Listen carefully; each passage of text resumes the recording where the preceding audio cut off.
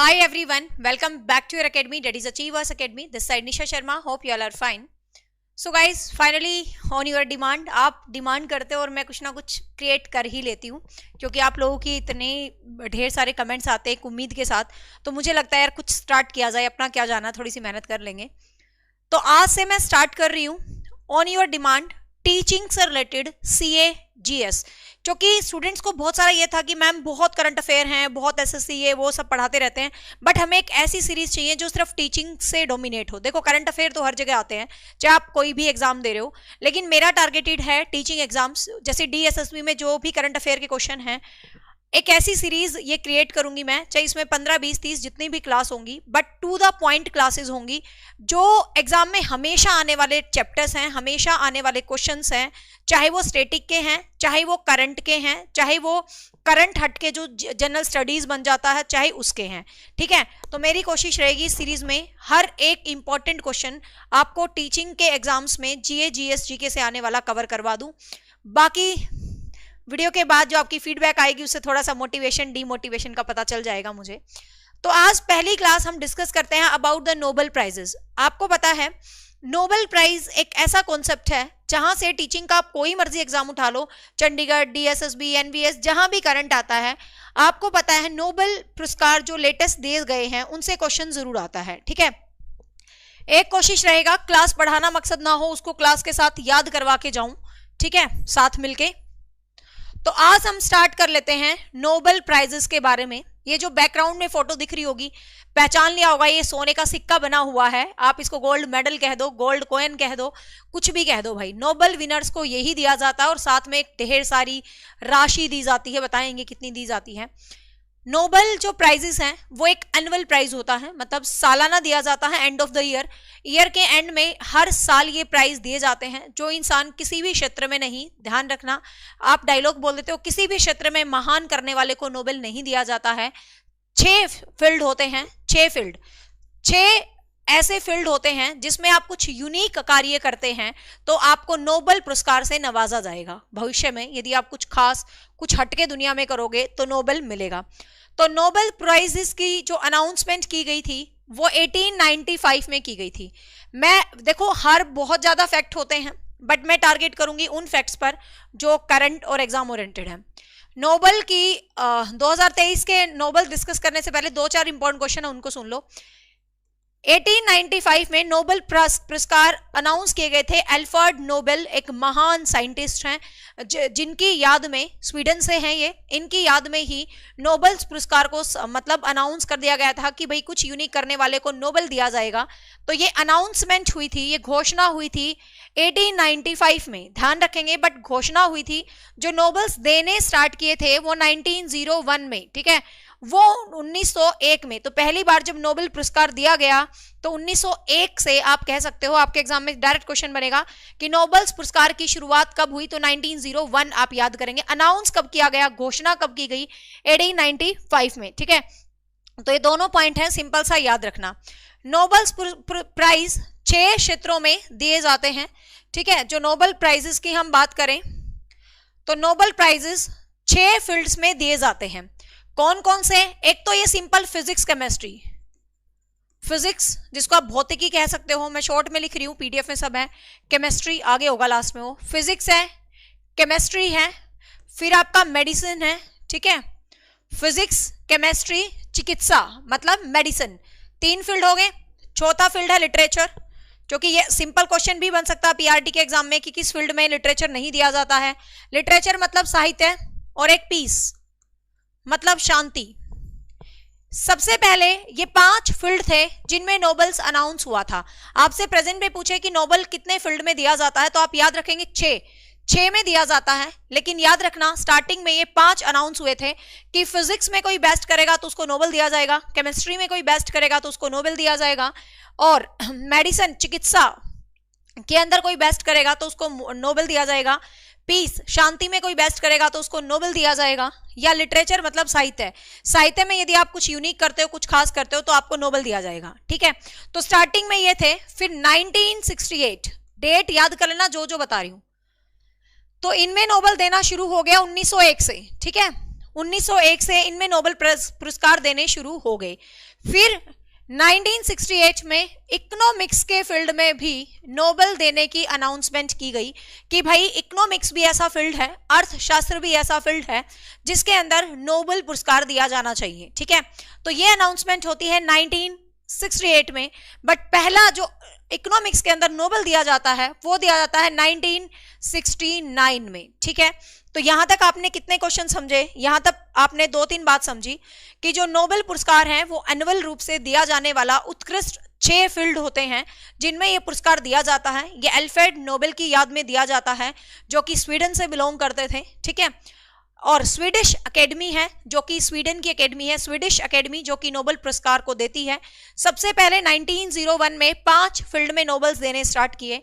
फिर 1968 में अनाउंस किया गया कि इकोनॉमिक्स में भी नोबेल दिया जाना चाहिए, और 1969 में इकोनॉमिक्स में पहला नोबेल दिया जाने लगा। इस तरह से अब बात आती है नोबेल पुरस्कार कितने लोगों को दे सकते हैं एक साथ। ठीक है, तो इंडिविजुअल भी मिलता है, लेकिन मान लो 2 लोगों ने बहुत महान काम कर दिया तो 2 लोग भी शेयर कर लेते हैं जो भी राशि, जो भी मतलब एक तो आपका ये गोल्ड का जो अल्फ्रेड नोबेल का बना हुआ पिक्चर है ये मिलता है, साथ में 11 कुछ मतलब ये इनका जो होता है ना स्वीडिश एकेडमी की जो रुपए होते हैं, मतलब जैसे किसी का मुद्रा होती है ना कोई, तो इनकी जो मुद्रा होती है कैरनोर, ठीक है, हर देश की जैसे मुद्रा नहीं होती है, तो ये स्वीडन की मुद्रा है।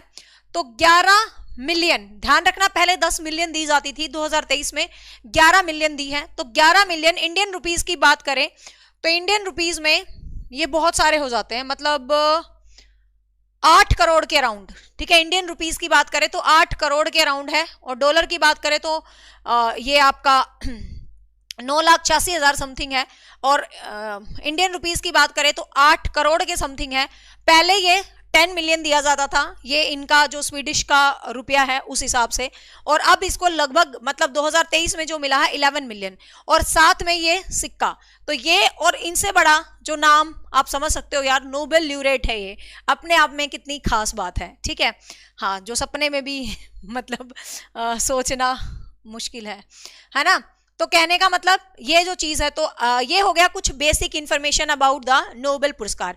नोबेल पुरस्कार देती कौन है? स्वीडन की एजेंसी, स्वीडन की जो एकेडमी है, स्वीडिश इंस्टीट्यूट्स आप कह सकते हो। एक चीज याद रखेंगे, इंपॉर्टेंट है बहुत, ये जो पीस पुरस्कार है जिसको आप शांति पुरस्कार बोलते हैं, इंपॉर्टेंट है। बाकी पुरस्कार तो स्वीडन एकेडमी देती है, लेकिन जो शांति पुरस्कार है ये नॉर्वे की एकेडमी देती है। तो ये इंपॉर्टेंट फैक्ट है जिसको आप याद रखेंगे, एग्जाम में पूछा जा सकता है, डिफरेंट हो गया। ठीक है, कि नॉर्वेयन जो एजेंसी है या एकेडमी आप कह सकते हो, वो पीस पुरस्कार देती है, और बाकी जो है ये स्वीडन एकेडमी से रिलेट करते हैं। क्लियर? ये वीडियो कहाँ काम आएगी? हर उस एग्जाम में जहां पर आपके सिलेबस में जीके, जीएस, करंट अफेयर्स लिखा होता है, ये हर उस एग्जाम में काम आएगी। स्पेशल टारगेट है टीचिंग के टॉपिक्स, क्योंकि मैंने पहले डीएसएसबी के टॉपिक्स, चंडीगढ़ के टॉपिक्स, इनको डीपली अध्ययन करा है। इनमें जो टॉपिक्स हैं पहले उन पे मैं कंसर्न करूंगी, बाद में सीरीज अच्छी लगी तो चलते रहेंगे। दुनिया भर के एग्जाम होते हैं जिसमें ये वीडियोज काम आती है, पढ़ते रहना। HSSC हर जगह काम आएगी। ठीक है, चलो अब आ जाते हैं पॉइंट्स पे 2023 के नोबेल्स के बारे में। ठीक है, फिर लास्ट में कुछ फैक्ट करेंगे हम, किस किस को किस फील्ड में मिला है। तो सबसे पहले बात कर लेते हैं 2023 के 6 फील्ड में नोबेल्स। अब इनके नाम भाई थोड़े अजीब अजीब हैं, क्योंकि आपको पता है भाई ये बाहर के लोग हैं, यूएसए के ज्यादा, कोई हंगरी का, इनके नाम थोड़े थोड़े अजीब हैं। ठीक है, बट ट्राई करना लर्न करने की, क्योंकि ये बहुत जबरदस्त पर्सन है, इसलिए इनके नाम याद करना तुम्हारा हक है। एक क्वेश्चन डायरेक्ट पूछा जाएगा। तो आपको मेडिसिन के अंदर यदि बात करें, मेडिसिन के अंदर, चिकित्सा के अंदर इस साल 2023 का जो नोबेल मिला है चिकित्सा में, वो किसको मिला है? तो 2 बंदों को, हाँ ये बात चल रही थी कि नोबेल्स कितने इंसानों को मिल सकता है नोबेल पुरस्कार। तो जो ये राशि होती है, एक बंदे को मिलता है तो इंडिविजुअल उसी को सब कुछ दिया जाता है। कई बार क्या होते हैं, 2 इंसान बड़ा महान काम कर देते हैं। अब भाई 2 इंसान महान काम करेंगे तो सीधी सी बात है वो राशि 2 में डिवाइड कर दी जाएगी। ठीक है, 1/2 कर देंगे उसको। लेकिन कई बार क्या होता है, 3 इंसान महान काम कर देते हैं तो तीनों को ज्वाइंटली, तीनों को इकट्ठा संयुक्त रूप से नोबेल से नवाजा जाता है, तो वो राशि 3 में डिवाइड कर दी जाती है। लेकिन ध्यान रखना 3 से ऊपर नहीं। ठीक है, तो मैक्सिमम पूछे कितने नंबर्स को आप नोबेल दे सकते हैं। मान लो भाई मैंने लिटरेचर का नोबेल देना है, मैंने तो क्या, मतलब I am just giving you example कि मैंने फिजिक्स का नोबेल देना है। अब 3 बंदों में फिजिक्स में महान काम किया है, तो 3 बंदों ने जब फिजिक्स में महान काम किया है तो इसका मतलब तीनों बंदों को नोबेल मिलेगा। ठीक है, ये सीरीज यूट्यूब पर ही रहेगी, डोंट वरी। क्यों? क्योंकि जो सब्जेक्ट मैं ऐप पे पढ़ाती हूँ वो सीरीज में यूट्यूब पर नहीं पढ़ाती, मतलब कॉन्सेप्ट वाली, लेकिन जीएस मैं ऐप पर नहीं पढ़ाती हूँ, मतलब हिस्ट्री पढ़ाती हूँ बस। तो ये जो सीरीज है करंट अफेयर और जीएस की, मैं ऐप पे नहीं पढ़ाती हूँ, तो इसलिए ये सीरीज यूट्यूब पर पढ़ाऊंगी मैं पूरी। ठीक है, डोंट वरी, यूट्यूब पर ही रहेगी क्लास। हाँ, देखिएगा। तो सबसे पहले बात कर लेते हैं मेडिसिन के अंदर। अब इन मेडिसिन के अंदर 2 को ज्वाइंटली मिला, आप समझ गए ना, 2 को मिलेगा, प्राइस 2 में बढ़ जाएगा, 3 को मिलेगा 3 में बढ़ जाएगा, बट 3 से ज्यादा नहीं होगा। तो नाम है कैटालिन कैरिको और ड्रू वाइसमैन। थोड़ा अजीब है इनका नाम, लेकिन कोई इज्जत बेइज्जती वाली बात नहीं है। जैसे तुम्हें जिनकी शक्लें जैसे याद हो वैसे याद करो, ज्यादा चक्कर में पढ़ने की जरूरत नहीं। ऑब्जेक्टिव पेपर है, सामने लिखे होंगे, हिंट आपको चेक करना, उल्टा सीधा जैसा नाम प्रोनाउंस किया जाए कर दो। ठीक है, याद करने से मतलब है। तो नाम है Katalin Karikó and Drew Wiseman. इनको क्यों मिला था? सबको याद होगा, कोविड-19 की महामारी है। तो भाई कोविड-19 में जो वैक्सीनेशन इन्वेंट की थी वो इन लोगों ने की थी। तो कोविड जो वैक्सीन है mRNA, ये भी याद रखना है क्योंकि आपसे पूछ सकते हैं कि कौन सी वैक्सीन के अगेंस्ट ये पुरस्कार मिला था। तो एक एक फैक्ट एग्जाम में आने वाला होगा जो यहाँ डिस्प्ले है, और साथ में ये पीडीएफ क्लास के खत्म होते ही जो अपना ऑफिशियल चैनल है achievers academy Nisha Sharma, Telegram channel है, क्लास के जस्ट बाद आपको ये पीडीएफ टेलीग्राम पर मिल जाएगी। ठीक है, तो mRNA वैक्सीन के अगेंस्ट इन्होंने ये किया था। अब भाई नाम कैसे याद करें? अब देखो, किसी के ज्यादा चक्कर में मत पड़ो, जैसा तुम्हें बेटर लगे कि मैडम ने बता दिया मुझे ऐसा याद करना, जरूरी नहीं है। तुम्हारा दिल इसकी क्या तकनीक बनाता है, क्योंकि इनके नाम थोड़े अजीब अजीब होते हैं, तो थोड़ा बहुत कनेक्शन हम बनाएंगे तो हमें जल्दी याद हो जाएंगे। अब देखो, कैटालिन कैरिको, ड्रू वाइसमैन, याद करना बहुत आसान है यार। जो आदमी वॉइस होगा, जो आदमी बुद्धिमान होगा, ठीक है, बुद्धिमान होगा, वो ही तो वैक्सीन बनाएगा। तो बस आपने ऑब्जेक्टिव पेपर में उठना है, आपने ऑप्शंस आपके सामने होंगे, तुक्का एकदम हिंट से सही हो जाएगा। तुक्का नहीं, मतलब हिंट से आप सही कर दोगे। ठीक है, हाँ, कैटरीना से याद करेगी, कैटरीना को कोरोना नहीं हुआ, रुक जा, नहीं, कैटालिन कैरिको, हाँ, कुछ भी याद करो जो तुम्हारे दिल में आए। मेरे को जो दिल में आ रहा है मैं साथ साथ तुम्हारे साथ ही याद करेंगे। ठीक है, वाइस, जो बुद्धिमान बंदे होते हैं वही तो वैक्सीन का आविष्कार करते हैं, तो वाइस हो गया। दूसरा नाम कैटालिन कैरिको। कैरिको क्या कर लिया कोरोना ने? कैरिको क्या कर लिया कोरोना ने? कुछ ही नहीं करा, आया और गया। अब तो कोरोना आ रहा, डर ही नहीं लग रहा किसी को, सुनने में आ रहा कोरोना फिर आएगा, लेकिन किसी को डर ही नहीं है, कुछ नहीं करा पूरा इसने। ठीक है, तो बस हमें तो याद करने से मतलब है, क्लियर। तो कैटालिन कैरिको, ड्रू वाइसमैन की बुद्धिमान आदमियों ने इन्वेंशन करा भाई, और क्या कर लिया इस कोरोना ने? आया और गया, बस। तो हमें तो ऐसे करके याद करा बहुत कुछ इस कोरोना ने। इस कोरोना में हम ऑनलाइन आ गए हैं, ऑफलाइन एकेडमी बंद करके, थैंक यू है। तो क्लियर हुआ भाई? पहले बताओ फटाफट, मेडिसिन का क्लियर हुआ? क्योंकि मकसद है क्लास को याद करवाना, ना कि पढ़ाना। चलो अगला बात कर लेते हैं, Nobel prize in literature. Literature में नोबेल पुरस्कार किसने मिला है? इसको तो याद करना बहुत ही आसान है यार। इसकी शक्ल देखो आप, जॉन फोसे, मतलब आप इसको जॉन फोसे बोल सकते हो, इसकी प्रोनाउंसिएशन यॉन फोसे भी बोल देते हैं, ज्यादा स्टाइलिश में हम बोलते हैं यॉन फोसे, बट कोई फर्क नहीं पड़ता। ठीक है, आप इसको जो जी में आए, जॉन फोसे जी में आए जॉन फोसे पढ़ो, यॉन फोसे जी में आए यॉन फोसे पढ़ो। ठीक है, अब देखो, हाँ अब देखो, जॉन फोसे कैसे याद करोगे भाई? इसकी शक्ल देखो यार, जॉन मिल्टन, जॉन डन, सारे अंग्रेजी के राइटर के नाम के आगे जॉन ही होता है, अंग्रेजी के राइटर के आगे जॉन ही होता है, सबके नाम के आगे, तो वैसे याद हो गया जॉन फोसे। फोसे यार, इंग्लिश लिटरेचर में एक बार फंस गए ना, बाहर नहीं निकल पाओगे। कभी इंग्लिश राइटिंग पढ़ोगे, कहीं ब्रिटिश पढ़ोगे, कहीं कैनेडियन पढ़ोगे, कहीं ऑस्ट्रेलियन पढ़ोगे, खत्म ही नहीं होता। हर एक एग्जाम में नया लिटरेचर सामने आ जाता है, बस हो गया याद। ठीक है, तो जॉन फोसे। अब आपको पता है लिटरेचर में जो नोबेल दिया जाता है, ध्यान रखना, वो किसी एक स्पेसिफिक बुक के नहीं दिया जाता। हम बोल देते हैं कि उस बंदे को उस बुक के लिए नोबेल मिला, लेकिन मेनली क्या होता है, उस स्पेसिफाइड बुक के लिए साहित्य अकादमी नोबेल्स एक पर्टिकुलर सीरीज के लिए दिया जाता है। आप बहुत अच्छे काम करते हो उसके लिए दिया जाता है, लेकिन मैं नहीं कहूंगी लिटरेचर में बुरे फंसे, because you all know well I am literature lover, है ना, अपना मेन सब्जेक्ट है, हमें तो प्यार है भाई। तो बट याद करने का तरीका है। तो इसका स्पेशल जो कंट्रीब्यूशन है लिटरेचर के अंदर, for his innovative plays and prose which gives voice to the unsayable. कहते हैं ना, कुछ अनसुने, कुछ जाने पहचाने किस्से, कुछ अनसुने किस्से। ठीक है, तो कुछ अनसुने जाने पहचाने किस्से, मतलब इस तरीके का इनका जो वर्क था, पूरा एक सीरीज था, मतलब इनकी जो तो उसके लिए इनको जो है नोबेल मिला था। ये भी याद रखना किस लिए मिला था, क्वेश्चन पूछा जा सकता है। नेक्स्ट है नोबेल पुरस्कार इन पीस। पीस होता है शांति, ठीक है, शांति। शांति नॉर्वेजियन एकेडमी देती है। नोबेल पुरस्कार पीस 2023 शांति के लिए जो नोबेल मिला था वो किसको मिला देखते हैं। शांति के लिए नोबेल मिला था, आपको पता है वो किसको मिला है भाई, नरगिस मोहम्मदी, ठीक है, नरगिस मोहम्मदी किसको मिला है, नरगिस मोहम्मदी। याद करना बहुत आसान है, इसकी शक्ल देखो नरगिस। अब नरगिस नाम आते ही तुम्हें क्या याद आता है, पुरानी हीरोइन, पुरानी फिल्में। और पुरानी हीरोइन पुरानी फिल्में कैसी होती थी, एकदम शांति वाले, है ना, वो मम्मी और हरियाणवी में डायलॉग बोलते हैं। आजकल तो हीरो हीरोइन ऐसे नाचते हैं जैसे इनको तो तैया लड़ गया हो, मतलब यूं कूदते हैं। पहले की फिल्में देखो कितनी शांत होती थी। तो नरगिस पुरानी हीरोइन है, सबको पता, सुनील दत्त नरगिस, बस याद हो गया तुम्हें। तो नरगिस मोहम्मदी, तो नरगिस मोहम्मदी एकदम पुरानी हीरोइन है। पुराने जमाने में सिर्फ शांति होती थी, आजकल की तरह शोर शराबा लड़ाई नहीं होती थी। तो बस नरगिस से ही याद हो जाएगा कि इनको कौन सा पुरस्कार मिला भाई, इनको पीस पुरस्कार मिला है। मतलब किस लिए मिला है वो भी बता देती हूँ। ईरान में इसने ह्यूमन राइट्स, महिलाओं के लिए इन्होंने फाइट किया है, for the fight against the operations of the women in the Iran and the fight of the promote the human rights and the freedom for all. इसने कहा भाई महिलाओं को भी राइट्स मिलने चाहिए, महिलाओं को भी अधिकार मिलने चाहिए। ऐसा भी कहा जाता है इनको गोली लगी थी, इनकी आंख स्टोन की है, मतलब बहुत सारी इन्होंने सहा है। और इवन ये जेल में भी गए हैं। ये भी कहा गया है कि जेल से आके इन्होंने पुरस्कार को रिसीव किया, जेल में है ये, ठीक है। तो बहुत कुछ इन्होंने ईरानी लेडीज के लिए किया, ईरान से हैं बेसिकली ये।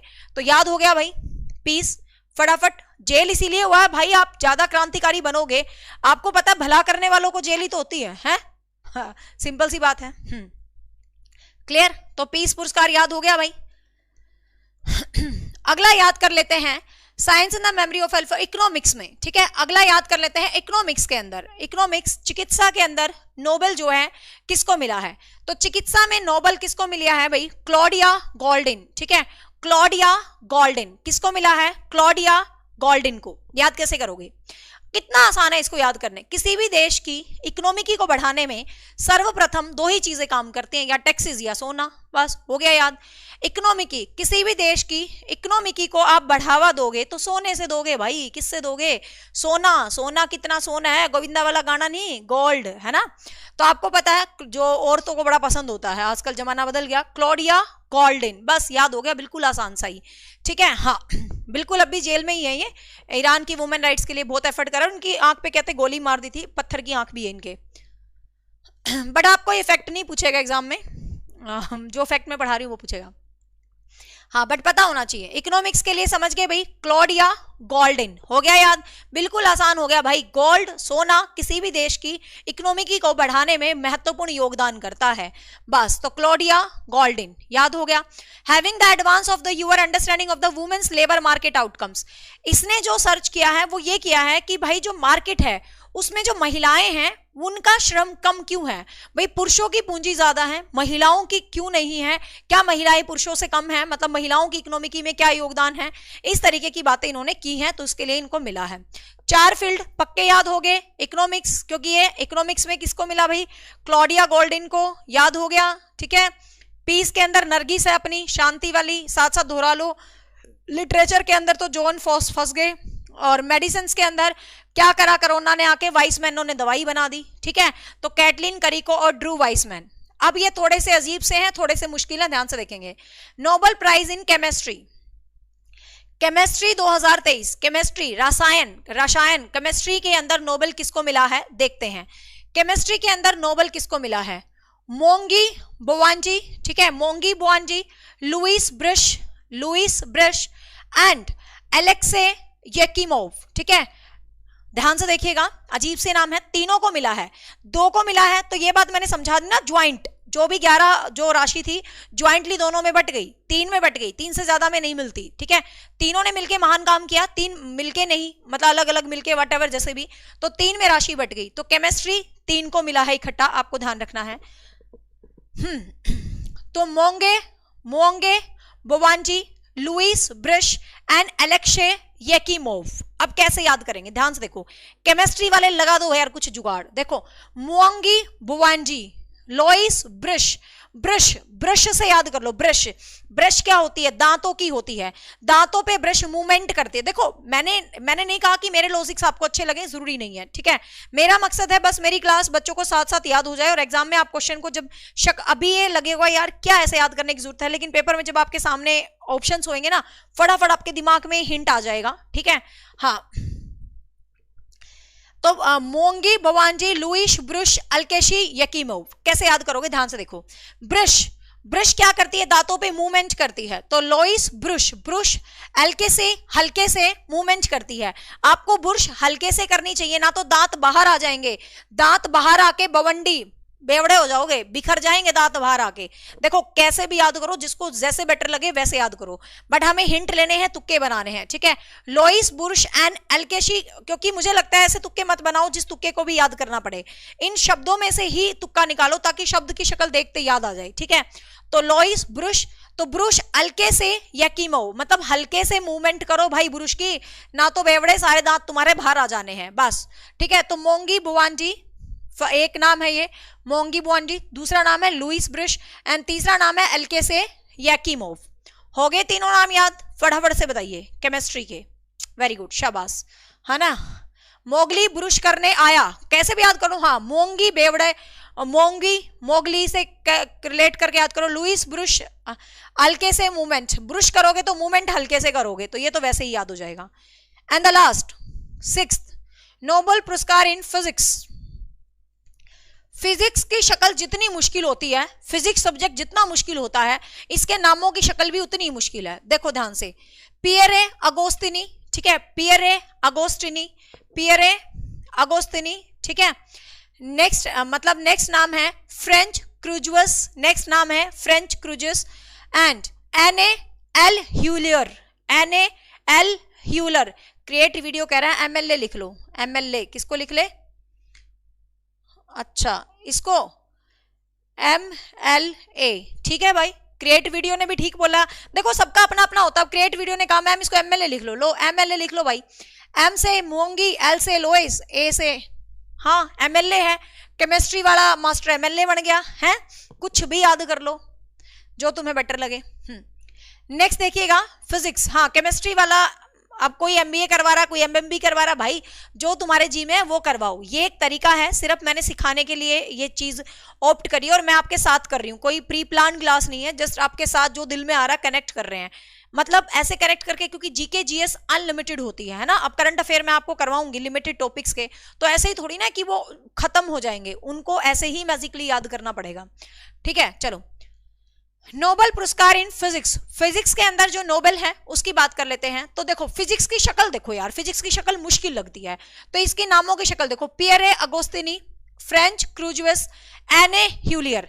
अब मेरा तरीका क्या होता है, मुझे बाकी 5 टिप्स पे याद हो गए, बाकी 5 को हमने बहुत लॉजिकली याद करा, टिप्स पे याद किया, तो छठा तो वैसे भी याद रह जाना चाहिए, बट वैसे याद ना रहे तो देखो फिजिक्स पियरे अगोस्तिनी, फ्रेंच क्रूजुअस, एने ह्यूलियर।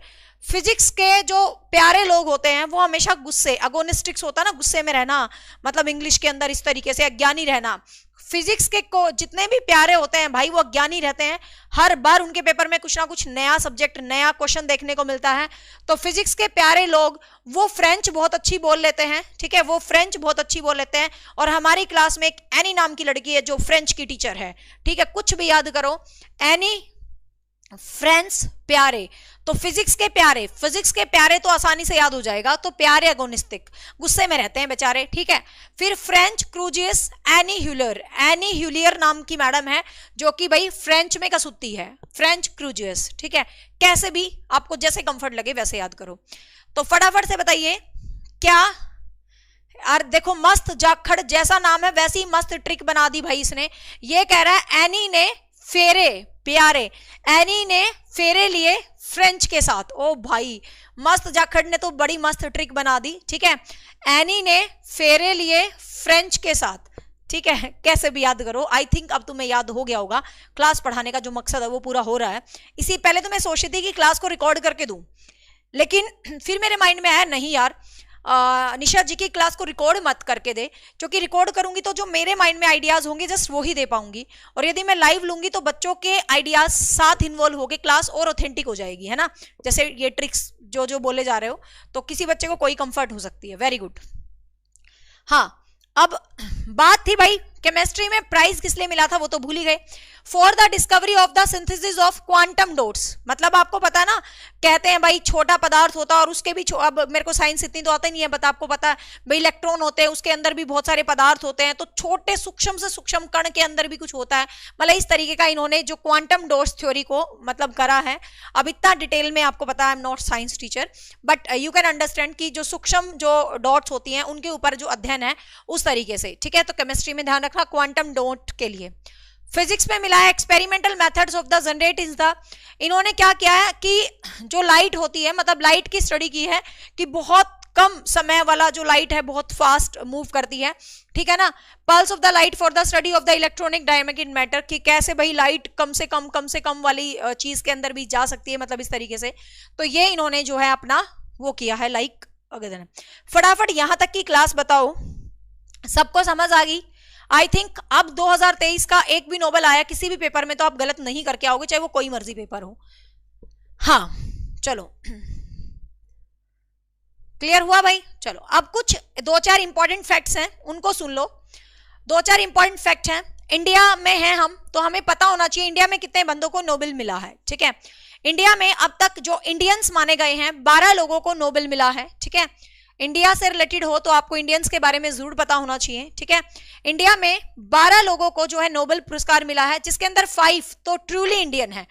ट्रूली इंडियन का मतलब समझते हो भाई, जो पूर्ण रूप से भारत में रह रहे हैं, भारत में बसे हैं और भारत से ही रिप्रेजेंट करके प्राइज लेने गए हैं, ठीक है।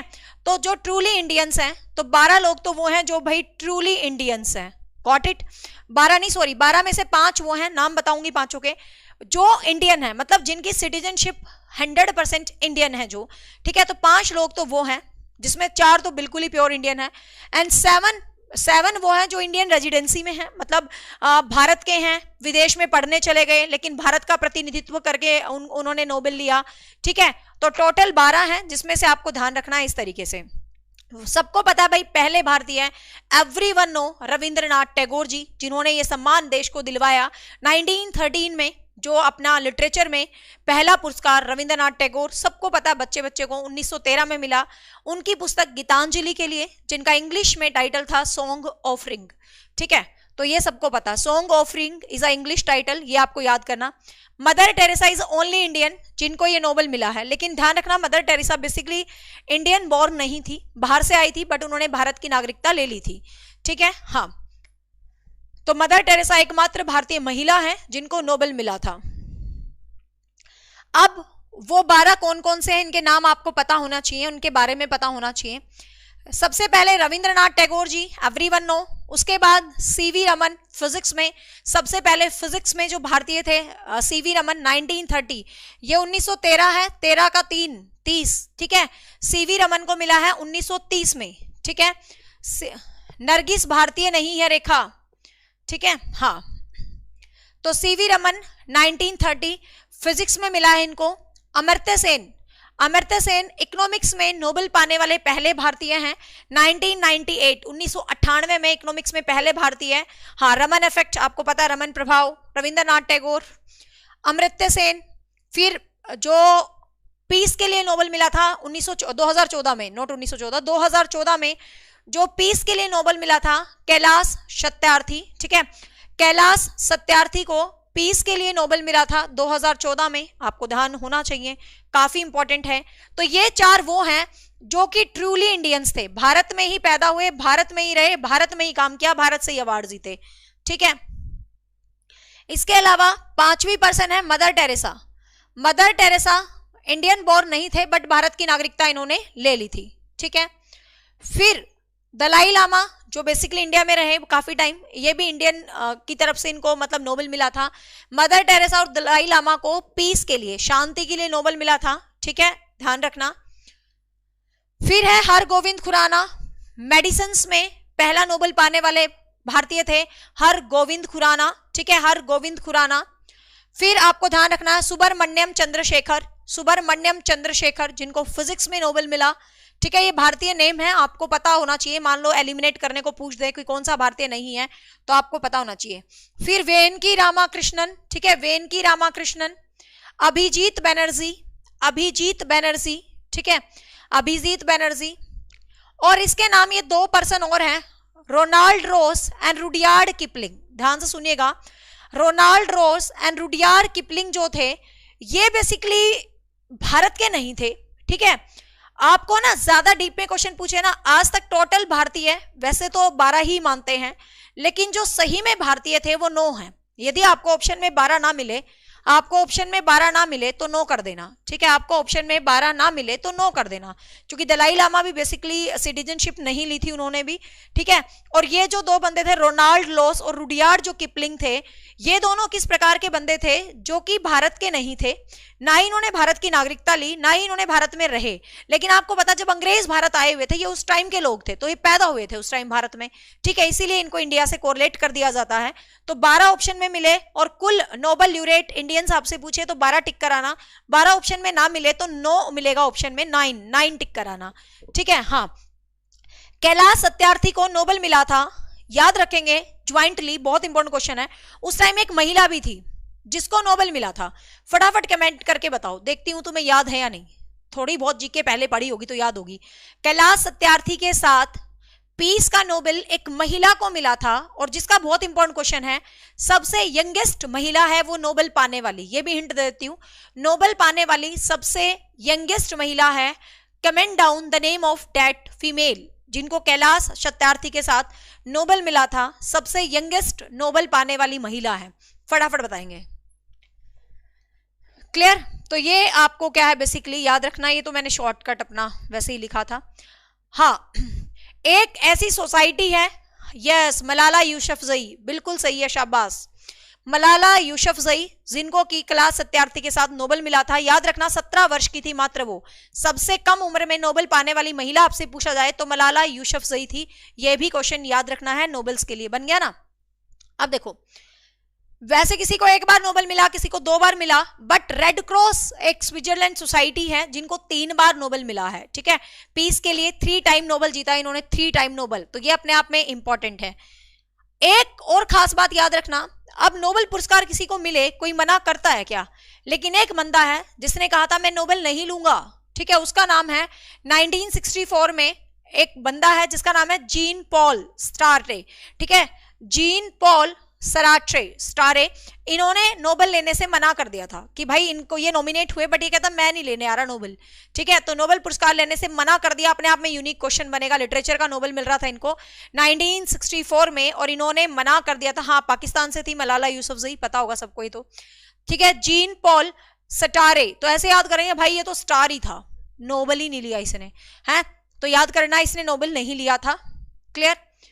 ज्यादा डीप में आपको जाना है तो वैसे स्वीडिश एकेडमी नोबेल देती है, पीस के लिए नार्वे, मतलब नार्वे की एकेडमी पीस के लिए जाती है। ज्यादा डीप में जाना है कि और भी डिफाइन करना हो, ज्यादा डीप क्वेश्चन पूछे तो फिजिक्स और केमिस्ट्री में जो संस्था देती है उसका नाम है royal Swedish academy of science. ठीक है, पूरा आपसे पूछ लेना कि फिजिक्स और केमिस्ट्री में नोबेल कौन देती है, तो royal Swedish academy of science. ठीक है, चिकित्सा के अंदर देती है कारोलिस्का संस्थान, ये भी स्वीडन का ही है, कारोलिस्का संस्थान। और ये साहित्य के लिए देती है स्वीडिश एकेडमी। ज्यादा डीप मतलब ऑप्शन मिले तो ठीक है, नहीं तो वैसे स्वीडिश एकेडमी होता है बाकी 5 के लिए, और पीस के लिए नॉर्वे एकेडमी। ठीक है, तो ये क्या है आपको ध्यान रखना है। तो भाई ये थी फर्स्ट क्लास अपनी करंट अफेयर या जीएस से रिलेटेड। इसमें करंट के साथ कुछ खास क्वेश्चन जो बन सकते थे नोबेल से रिलेटेड वो भी मैंने बता दिए हैं। बहुत ज्यादा डीप तो मैं नहीं गई, क्योंकि फिलहाल सीए पे हम काम कर रहे हैं। करंट अफेयर कुछ जैसे ब्रिक्स हैं, जितने भी इंपॉर्टेंट टॉपिक्स अब बनेंगे अब मैं जरूर करवाऊंगी आपको। ठीक है, तो उम्मीद करती हूँ भाई, आज पहली क्लास थी, एक नया सब्जेक्ट जब मैं पढ़ाती हूँ तो मुझे ना थोड़ा ऐसे वाला होता है, हरियाणा में बोलते हैं ना, कैसा लगेगा बच्चों को पता नहीं, है ना। क्योंकि ये एक ऐसा सब्जेक्ट है जिसके लिए आपको बहुत मास्टरी की जरूरत नहीं होती, मेहनत की जरूरत है ना। सब्जेक्ट 2 तरीके के होते हैं, जैसे आप हिंदी पढ़ा रहे हो, इंग्लिश पढ़ा रहे हो, साइकोलॉजी पढ़ा रहे हो, हिस्ट्री पढ़ा रहे हो, तो आपको उन पे मास्टरी करनी पड़ेगी, है ना। बट ये सब्जेक्ट ऐसा है कि इस पे मास्टरी नहीं, मेहनत करनी पड़ेगी, ठीक है। और ये आज का जितना भी डाटा है ये www.nobel जो इंस्टीट्यूशन है, जो बिल्कुल ऑफिशियल वेबसाइट है, सारा मैंने वहीं से उठाया। जितनी भी ऑफिशियल साइट्स होंगी, ये नोबेल की बिल्कुल पहला इंट्रोडक्शन यहाँ से है, स्टैचू है ये, तो वहां से मैंने सारा डाटा उठाया। डाटा बिल्कुल ऑथेंटिक रहेगा, बहुत मेहनत करके क्लास आपके लिए लाऊंगी, जो भी लाऊंगी, ठीक है। बट हाँ, पहली क्लास है तो don't forget to comment down कि आपको क्लास कैसी लगी है, क्योंकि मुझे एक मोटिवेशन मिलेगा कि आपको पसंद आई है, नहीं भी आई है ना, अंदर से थोड़ा सा लगता है यार पहली क्लास में। और रिवाइज करके रखेंगे, कल जब मैं क्लास लूंगी तो पहला क्वेश्चन आज की क्लास से एक क्वेश्चन पूछूंगी कि ये देखने के लिए कि तुम्हें याद होगा। कोशिश रहेगी टीचिंग में आने वाला जीएस सीए से का क्वेश्चन नाट के, चाहे वो यूपी में आ रहा है, चाहे वो डीएसएसबी में आ रहा है, चाहे चंडीगढ़ में आ रहा है। बस उम्मीद करती हूँ आपको इस सीरीज अच्छी लग जाए। Bye bye, take care. कल इसका कोई फिक्स टाइम नहीं है, बट मैं बता दूंगी, शायद यही टाइम रखेंगे 4:30 के अराउंड। बाकी डीएसएसबी का डिटेल नोटिफिकेशन आ गया है, देखती हूँ थोड़ी देर में वीडियो बनाऊंगी। Bye bye, take care. Class YouTube पर ही रहेगी और ये पीडीएफ अचीवर अकेडमी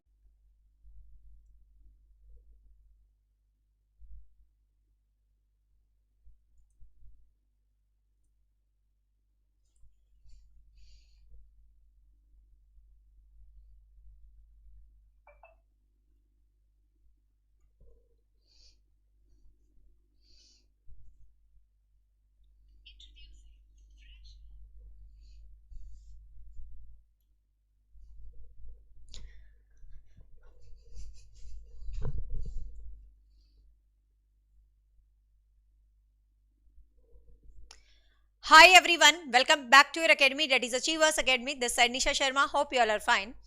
So हमने एक नई सीरीज शुरू करी है। Very first thank you so much guys, आपको उसकी क्लास नंबर 1 बहुत अच्छी लगी और मुझे भी मोटिवेशन मिलता है। अल्टरनेट डेज पे एक टॉपिक करवाऊंगी, लेकिन 100% वो एग्जाम में आने वाला टॉपिक होगा, ठीक है। तो हमने ये सीरीज शुरू करी है जीएस, आप इसको जीके की सीरीज कहो, जीएस की सीरीज कहो, करंट अफेयर्स की सीरीज करो। वो टॉपिक करवाऊंगी जो हर एक कॉम्पिटिटिव एग्जाम में जरूर आते हैं। स्पेशली मेरा टारगेट है टीचिंग एग्जाम, लाइक डीएसएसबी और चंडीगढ़ में जो टॉपिक्स उठते हैं एग्जाम में, पहले मैंने सिर्फ उन टॉपिक्स पे काम किया है, ठीक है। तो क्लास 1 हमने नोबेल प्राइजेस से रिलेटेड की थी। आज हम क्लास 2 करने जा रहे हैं, जहां से चंडीगढ़ के हर एग्जाम में क्वेश्चन पूछा गया है और डीएसएसबी के हर एग्जाम में ब्रिक्स सम्मेलन से रिलेटेड। तो आज की क्लास का टॉपिक रहेगा ब्रिक्स समिट। तो करते हैं स्टार्ट। दूसरी बात, ये शक्लों पे मत जाना, मैंने क्या लिखा है पेज पे, मेरी पीपीटी कैसी है, आपको पता है कि ना मुझे फर्क पड़ता कि भाई ज्यादा शो होएगी तो मेरी वीडियो वायरल होएगी या बच्चे बहुत पसंद करेंगे। मेरा मकसद सिर्फ एक ही होता है कि भाई मुझे अपने स्टूडेंट्स को 1 नंबर का क्वेश्चन देके जाना है, बस बात खत्म। तो प्लीज इसको कोई कुछ ना कहे। जिस दिन मुझे लगेगा मैं गूगल स्क्रीनशॉट ले लेती हूँ, जिस दिन मुझे लगता है कि खुद से अच्छे पॉइंट लिखे जा रहे हैं तो मैं खुद लिख लेती हूँ, ठीक है। और ये पीडीएफ आपको अचीवर्स एकेडमी टेलीग्राम पर मिल जाएगी जस्ट आफ्टर द क्लास। तो सबसे पहले समझते हैं ब्रिक्स क्या है। यदि ये धुंधला है तो कोई बात नहीं, मैं साथ साथ लिख दूंगी। सबसे पहले हम समझते हैं ये ब्रिक्स क्या चीज है, कहां से ब्रिक्स निकला है और इससे रिलेटेड आपके एग्जाम में क्या क्या क्वेश्चंस आ सकते हैं। आपको पता है भाई, बहुत सारे देश हैं जिनकी जो इकोनॉमी की है वो आगे बढ़ रही है। कहते हैं ना, आपने एक डायलॉग सुना होगा ना, एक तो पूरी डेवलप्ड कंट्री होती है, जैसे कि अमेरिका है, पूरी डेवलप्ड हो चुकी है। एक कंपनी ऐसी है, मतलब कंपनी, देश, कुछ भी कहो, जो कि आगे बढ़ रही है। जैसे कि एक हमारी एकेडमी है जो कि पूरी तरह से डेवलप नहीं है, आगे बढ़ रही है ना। तो उसी तरीके से ऐसे देश हैं जो आगे बढ़ रहे हैं। अब सभी देशों का एक ग्रुप बना दिया, क्योंकि देखो आगे बढ़ती हुई अर्थव्यवस्थाएं हैं, इकोनॉमी की हैं देश की, तो उन्होंने क्या है, अपना एक ग्रुप जो है क्रिएट कर लिया एक तरह से कि भाई हम क्या कर सकते हैं, इकोनॉमी की को कैसे बढ़ावा मिल सकता है। तो ध्यान रखना, सबसे पहला क्वेश्चन ये आएगा, ब्रिक्स है क्या चीज। तो देश की 5 क्यों बोला है, इसमें शब्द देखिएगा, ये जो ब्रिक शब्द बना है ना, इसका हर एक जो अक्षर है वो उस कंट्री को रिप्रेजेंट करता है। कहीं भी रट्टाफिकेशन की जरूरत नहीं है, कोई ट्रिक की जरूरत नहीं है। ब्रिक तो याद रह ही जाएगा ना आपको, है ना, ब्रिक आइसक्रीम से याद कर लेना। तो ब्रिक के जो पांचों के पांचों लेटर हैं, ये 5 कंट्रीज को रिप्रेजेंट करते हैं। तो 5 उभरती हुई अर्थव्यवस्थाओं का समूह क्या है, ब्रिक्स है। 5 उभरती हुई देश की अर्थव्यवस्थाओं का समूह क्या है भाई, ब्रिक है, ठीक है। अब ध्यान से इससे रिलेटेड कुछ क्वेश्चंस को सुनिएगा। जो ब्रिक है कैसे इंट्रोड्यूस हुआ, कैसे आया, किस बंदे ने इसको सबसे पहले इंट्रोड्यूस किया, तो नाम था जिम ओ नील। ध्यान से सुनेंगे, ब्रिटिश का एक इकोनॉमिक्स था जिसका नाम था जिम ओ नील, ठीक है, लिखा है नोट्स में नीचे, जिम ओ नील, ठीक है, सेकंड पेज पे है, फर्स्ट पेज गलती से आगे पीछे हो गया, जिम ओ नील। तो ये पर्सन है, ब्रिटिश का इकोनॉमिक्स था, जिसने पहले इस शब्द को इंट्रोड्यूस किया। ध्यान से सुनेंगे, इसने ब्रिक शब्द को इंट्रोड्यूस किया। इसको लगा कि यार देश में 5 ये 4 अर्थव्यवस्थाएं हैं, ध्यान रखेंगे शुरू में 5 नहीं था, ब्रिक्स नहीं था, खाली ब्रिक था, BRIC, ध्यान रखेंगे इसके पीछे S नहीं है, इसके पीछे भी एक क्वेश्चन बन जाएगा एग्जाम का, ठीक है। तो इस बंदे ने सबसे पहले क्या किया भाई, इस शब्द को इंट्रोड्यूस किया। तो आपके एग्जाम में डायरेक्ट क्वेश्चन बनेगा कि ब्रिक शब्द को इंट्रोड्यूस करने वाला पर्सन कौन था। तो मेक श्योर आपको याद रहे कि कौन थे भाई, जिम ओ नील थे। कौन थे, जिम ओ नील थे, पहला इंपॉर्टेंट पॉइंट। ऑफिशियली रूप, औपचारिक मतलब भाई मैंने ऐसे ही बोल दिया कि ब्रिक है यार, 4 देश है, छोड़ना, लेकिन इसको ऑफिशियल एक कहते हैं ना, ऑफिशियल एक समूह बना दिया, एक संगठन बना दिया, एक ग्रुप बना दिया 2006 में। तो 2006 में क्या करा भाई, ब्रिक को एक ऑफिशियल ग्रुप बना दिया, ग्रुप भी बन गया। अब इनके मन में आया यार देशों के कि हमारा ग्रुप तो बन ही गया ऑफिशियली, तो हमें कुछ ना कुछ काम करना चाहिए, चलो मिलके एक मीटिंग करते हैं। तो मीटिंग को ही हम क्या बोलते हैं, मीटिंग को ही हम समिट बोलते हैं, मीटिंग को ही हम सम्मेलन बोलते हैं। तो इन देशों ने क्या किया, मिलके एक मीटिंग करी, और वो मीटिंग कब करी भाई, 2009 में। शब्द दिया 2001 में, शब्द औपचारिक रूप से एक ऑर्गेनाइजेशन, एक संगठन बना 2006 में, लेकिन पहली बैठक, फर्स्ट समिट हुआ 2009 में। ध्यान से सुनिएगा, फर्स्ट समिट 4 देशों का हुआ, ठीक है। ये जो ब्रिक है, BRIC, ब्रिक क्या है मैं बता देती हूं।